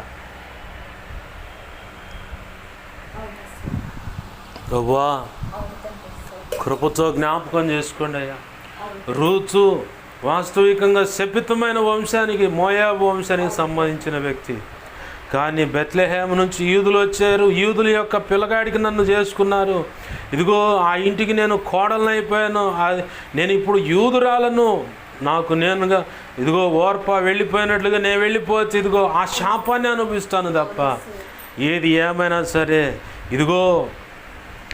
ఏమైనా సరే ఈ నయోమితో వెళ్ళిపోతే ఖచ్చితంగా నేను యూదురాలుగా గుర్తింపు పొందుతాను, మా పితరుల నుంచి వచ్చిన శాపం నుంచి విడిపించబడతానని నిర్ణయంతో కృతజ్ఞత బుద్ధి కలిగి బెత్లెహేము నయోమితో పాటు వచ్చేసింది. బోయాజుకు భారీగా మారి యేసయ్యా నీ వంశావళిలో నీ పుట్టుకకు అయ్యా వంశావళికి ఆధారమైన ప్రతి తరంలో ఒక తరముగా దేవా రూతు బోయాజులు నిలిచారయ్యా. ఆ బోయాజుతో ఆ బిడ్డను జతపరిచి ఇదిగోచని నీవు జన్మించడానికి కారణమైనటువంటి వంశంలో ఆ ఒక తరం ఉందని చెప్పని చెప్పడానికి ఇప్పుడు ఆశీర్వాదకరంగా నువ్వు మార్చావు ప్రభు, నీకు స్తోత్రాలయ్యా. దేవా కనికరించను ప్రభువా. ఇదిగోచండి మీకాలు భర్తను హేళన చేసింది, గర్భం మూతవేయబడింది, కానీ భర్త వెళ్ళిపోయాడని చెప్పని తండ్రి వేరొకరికి ఇచ్చి పెళ్లి చేసిన అక్కడ గర్భఫలం పొందలేదు. తిరిగి మీకాలు దావీదు తెచ్చుకున్నాడు, తన భార్యగా ఉంచుకున్నాడు. అయ్యా నిత్యత్వం అనే ప్రవేశం ఇదిగోచండి మీకాలు దావీదు పక్కన ఉండటాన్ని బట్టి నిత్యత్వం అనేది దొరికింది ప్రభువా. అయ్యా కనికరించను ప్రభు. కృతజ్ఞత కలిగి ఆమె బ్రతికింది, సంతానం లేకపోయింది. దావీదు నా భర్త, ఇదిగో దావీదుకి నేను భార్యనని చెప్పని ఆ వంశంలో నిలిచిపోయింది ప్రభువా. ధన్యురాలుగా మార్చబడింది అయ్యా, నీకు స్తోత్రాలు ప్రభు. ఇదిగోచండి కొరహు దాతాన్ అభిరామ్ ఎంబ్రే అనేవాళ్ళు దేవా మోషే మీద తిరుగుబాటు చేశారు, కానీ కొరహు కుమారులు నీ వైపు తిరిగారయ్యా. అయ్యా నీ వైపు తిరిగారు ప్రభా. మోషేకు దేవా తోడయ్యారు ప్రభా. కాబట్టే కొరహు కుమారులు ఇదిగోచండి కొరహు కుమారుల యొక్క కీర్తనలు ఆశాపు కీర్తనలు అని చెప్పని కృతజ్ఞత కలిగి ఇలా నిలిచారు ప్రభా. ఇదిగోతండి సమయలు కొరహు వంశానికి సంబంధించిన వాడే, కానీ పితరుల వల్ల వచ్చినటువంటి శాపం కొట్టివేయబడటానికి నీ సన్నిధిలో యాజకుడుగా నిలవటానికి సమయలను ఒక బాలుడిని ప్రభా హన్నా ద్వారా అక్కడ తీర్మానం చేయించి నిలబెట్టావు ప్రభా. అయా తరతరాలు ఘనత తెచ్చుకునేలాగా కృపనిచ్చావు ప్రభా. అయా తరతరాలు ఘనత పొందేలాగా కృపనిచ్చావు అయా సమయలకి. అయా కొరహు కుమారులు వాస్తవానికి శపించబడ్డావాళ్లే, కానీ పితరుల యొక్క శాపం బిడల మీద పడకుండా నువ్వు ఇక్కడ వారు కృతజ్ఞత బుద్ధి కలిగి అయ్యా నువ్వు తీసుకువెళ్ళుతున్న ప్రతి పరిస్థితిలో కూడా నమ్మకంగా నీ ఎదుటి బ్రతికారయ్యా. కొరహు కుమారులు కీర్తనలు చదివితే ఇదిగో ధన ప్రాప్తి లేక ఇదిగో గొర్రెలను అమ్మినట్లుగా మాంసానికి ఇచ్చినట్లుగా ఇచ్చావు, మమ్మల్ని ఇంత శ్రమలు అనుభవింపచేస్తున్నావు అని చెప్పని వాళ్ళ కీర్తనలు చదివితే బహు శ్రమల్లో నుంచి వారిని నడిపించినట్లుగా కనపడుతుంది ప్రభువా. కానీ కోరహు కుమారులను ఇదిగో తండ్రి కీర్తనలని చరిత్రకెక్కేలాగా బిడ్డలను ఆశీర్వదించావు ప్రభా. అనేక రకాల కఠినమైన సమస్యల నుంచి తీసుకువెళ్ళిన, పరీక్షల నుంచి తీసుకువెళ్ళిన కృతజ్ఞత కలిగి ఉండటాన్ని బట్టి నీ కృపచేత వారిని ఆశీర్వదించావయ్యా. ఈ దినాల్లో ప్రభా ఒకవేళ ఇదిగో తండ్రి గత కాలంలో మా బ్రతుకులను తలపోయకుండా ప్రస్తుతం ఉన్న పరిస్థితిని బట్టి నిర్లక్ష్య ధోరణితో అడుగులు వేసి భ్రష్టులుగా మారిపోయే పరిస్థితి మా బ్రతుకులో ఉండకుండా నువ్వు కాపాడినందుకు నీ స్తోత్రాలయ్యా. ఈ వర్తమానం వింటున్న ప్రతి ఒక్క బిడ్డలో ఇదిగో తండ్రి రక్షణ పొందకముందు వారి సాక్ష్యాన్ని గ్రహింపులో పెట్టుకొని గుర్తించుకొని దేవ వారు వేస్తున్న ప్రతి అడుగు, చేస్తున్న ప్రతి పని, దేవ మాట్లాడుతున్న ప్రతి మాట గ్రహింపు కలిగి దేవ ఉండటానికి సహాయం చేయండి ప్రభా. ఎందుకంటే లోకమైన క్రైస్తవ ప్రపంచమైన మేము చెబుతున్న దేవ మా సాక్ష్యాన్ని పంచుకుంటున్న దాన్ని బట్టి వారు దేవ ఖచ్చితంగా గుర్తుపెట్టుకుంటారయ్యా. వీడు మళ్ళీ తిరిగి ఆ సాక్ష్యం చెప్పినట్టుగా బ్రతుకుతుందా, గతంలో బ్రతికినట్టు బ్రతుకుతుందా, రక్షణ పొంది కూడా, లేదంటే రక్షణ పొంది కూడా మార్పు చెంది ఎలా ఉంటుందని చెప్పని పరీక్షిస్తూ ఉంటారు ప్రభా. అయ్యా ఇదిగో నా జీవితంలో ఎన్నో పరిస్థితులు ఎదురైనప్పుడు కూడా ఇదిగో తండ్రి గత జీవితంలో నా బ్రతుకు ఎలాంటి అడుగులు వేశానో అది గుర్తు చేస్తూ ఎక్కడ కూడా ఏ ఆడపిల్ల విషయంలో కానీ, ఏ కుటుంబ విషయంలో కానీ, ఏ వ్యక్తి విషయంలో కానీ తప్పుడు నిర్ణయాలు చేయకుండా, తప్పుడు అడుగులు వేయకుండా, తప్పుడు పనులు దేవ పాలివాగస్తును కాకుండా నువ్వు కాపాడావు దేవా. ఈ ప్రార్థనలు ఏకీపిస్తున్న బిడ్డలు ఒకవేళ వారు కూడా అలా సంరక్షించబడుతున్నట్టు నీకు స్తోత్రాలు ప్రభువా. ఒకవేళ గతాన్ని మర్చిపోయి అడుగులు వేసి శాపాన్ని తెచ్చిపెట్టుకున్నారేమో ప్రభువా, నీ చిత్తం అయితే విడిపించండి, లేదా నీ చిత్తం ఏమున్నదో జరిగించండి. నీ కార్యములు జరిగించును మాత్రం మహిమ పొందమని బతిమలాడుతూ నీ వాక్యాన్ని హెచ్చించుకుంటున్నామయ్యా, నీ నామాన్ని ఘనపరుచుకుంటున్నాం మా ప్రభా. అయ్యా నీకు కృతజ్ఞతాస్తుతులు చెల్లిస్తున్నాం మా ప్రభా. సహాయం చేయండి అయ్యా. 2 తిమోతి 1:12 ప్రకారం నీ కృపాస్తాలకు నన్ను మమ్మల్ని అప్పచెప్పుకుంటున్నాం మా ప్రభా. అయ్యా మాకు మా మీద ఇంకెవరికైనా కళలో, నిద్రలో, దర్శన, స్వప్నాలు చూపించబడ్డ సమస్త చీకటి శోధనుడి ప్రభావం నీ మహాపునరుద్ధాన శక్తిని బట్టి యేసు నామములో మత్తయి 16:18 మత్తయి 18 ప్రకారం దేవ వాటి ప్రభువుని బంధిస్తున్నాం, లయపరుచున్నాం. నీ కృతజ్ఞతాస్తుతులయ్యా. మాకు మా మీద ఇంకెవరికైనా కళలో, నిద్రలో, దర్శన, స్వప్నాలు చూపించబడ్డ సమస్త మంచి కళ్ళ, మంచి దర్శనం, మంచి స్వప్న, నిద్రలో సమస్త మంచి యేసునామములో నీ మహాపునరుద్ధాన శక్తిని బట్టి త్వరపెట్ట జరుగునుగాక, నెరవేర్చబడునుగా, త్వరపెట్ట జరిగేలా చేసి నెరవేర్చినందుకు కృతజ్ఞతాస్తుతులు మా ప్రభువా. కనికర స్వరూపుడా, మా కోసం ప్రార్థించమని ఆయా రీతులుగా అడిగిన బిడ్డలు ఉన్నారయ్యా. నీ సన్నిధిలో కానీ, ఇంట్లో కానీ మోకరించి మా సంగతి దైవజనుడు తెలియపరిచి ప్రార్థించేలా చేయి ప్రభు అంటున్న వాళ్ళు ఉన్నారు. దైవజనుడి ద్వారా మా సంగతి తెలియపరచని ప్రార్థిస్తున్న వాళ్ళు ఉన్నారే. ఉపవాసించి కూడా ఇలా అడుగుతున్న బిడ్డలు ఉన్నారే. కన్నీరు విడిచి అడుగుతున్న బిడ్డలు ఉన్నారు. ప్రతి ఒక్కరి అవసరత నీ కృపచేత యేసు నామములో తీర్చబడును గాక ప్రభా. నా కోసం, పరిచర్య కోసం, అలాగనే వాక్యాలు సోషల్ మీడియా ద్వారా విన్నదాన్ని బట్టి కానీ, గతంలో అయినా ఇప్పుడైనా ప్రార్థన చేస్తూ ఉపవాసించి ప్రార్థిస్తున్న బిడ్డలు ఉన్నారు. వారిని దీవించండి, రక్షించండి. ఆధ్యాత్మిక, భౌతిక, ఆర్థిక, ఆరోగ్యపరంగా కొలతలేని దీవెనిచ్చి నీ కృపలో బలంగా అభిషేకించి నీ సేవలు గొప్పగా వాడుకోండి ప్రభువా. కార్యము జరిగించండి అయ్యా. ఈ సంఘాన్ని, సమాజాన్ని, ప్రజలను దీవించండి, ఆశీర్వదించి చేతులకు అప్పచెబుతున్నాను అయ్యా. సహకరిస్తున్న బిడ్డలను కూడా దీవించి ఆశీర్వదించండి దేవా. సహోడు కళ్యాణ్ బట్టి నీ స్తోత్రాలు, తన భార్య బిడ్డలను కూడా దర్శించండి దేవా. రక్షించండి, నీ కృప ద్వారా అద్భుత కార్యాలు జరిగించమని, ఈ సమాజానికి, పరిచర్యకు ప్రభు వారు పునాదిగా ఉంటారని, పునాదిగా మూల స్తంభాలకు ఉంటుందని చెప్పని, ఆ కుటుంబం ఉంటుందని చెప్పి అన్ని విషయాలు సహకరిస్తారన్నా. నీ చిత్తం నెరవేర్చండి ప్రభా. నీ పరిచర్య పట్ల మీరు సెలవిచ్చింది నెరవేర్చండి ప్రభా. నీ సెలవు అయితే ఆదివారపు ఆరాధనలు ప్రారంభించడానికి సహాయం చేయండి. నువ్వు అనుకున్న రీతిగానే సంఘక్రమాలన్నీ జయకరంగా జరుగును గాక అయ్యా. ఈ వారంలో ఉన్న సంఘక్రమాల్లో, ప్రయాణాల్లో మీరు చూడండి. సంఘ బిడ్డల పనుల్లో చూడే ఉండండి. వారి రెక్కల కష్టాజీతాన్ని ఆశీర్వదించండి. పిల్లల స్కూల్ చదువులో చూడండి, కాలేజీ చదువులో చూడండి, ఉద్యోగాల్లో చూడండి. అన్ని విధాలు నీ కృప చేత ఆశీర్వదించండి అయ్యా. విద్యా సంవత్సరం ప్రారంభమైందయ్యా. చిన్నారులు మొదలుకొని యవ్వన బిడ్డలు, 10వ తరగతి చదువుతున్న యవ్వన బిడ్డల వరకు, ఇంటర్మీడియట్ మొదలుకొని పై చదువులు చదువుతున్న యవ్వన ఆడపిల్లలు, మగపిల్లలు అందరినీ కృపలో భద్రపరచు. విద్యా సంవత్సరం మొదలుకొని విద్యా సంవత్సరం అంతం వరకు బిడ్డలకు నువ్వు కాపుదల దయచేయుదువుగాక, నీ కృపలో భద్రపరచబడునుగాక. ఎటువంటి గాయం కలగకుండా నువ్వు కాపాడుదువుగాక. ఆడపిల్లలను ప్రత్యేకంగా నీ కృపలో భద్రపరచుదువుగాక.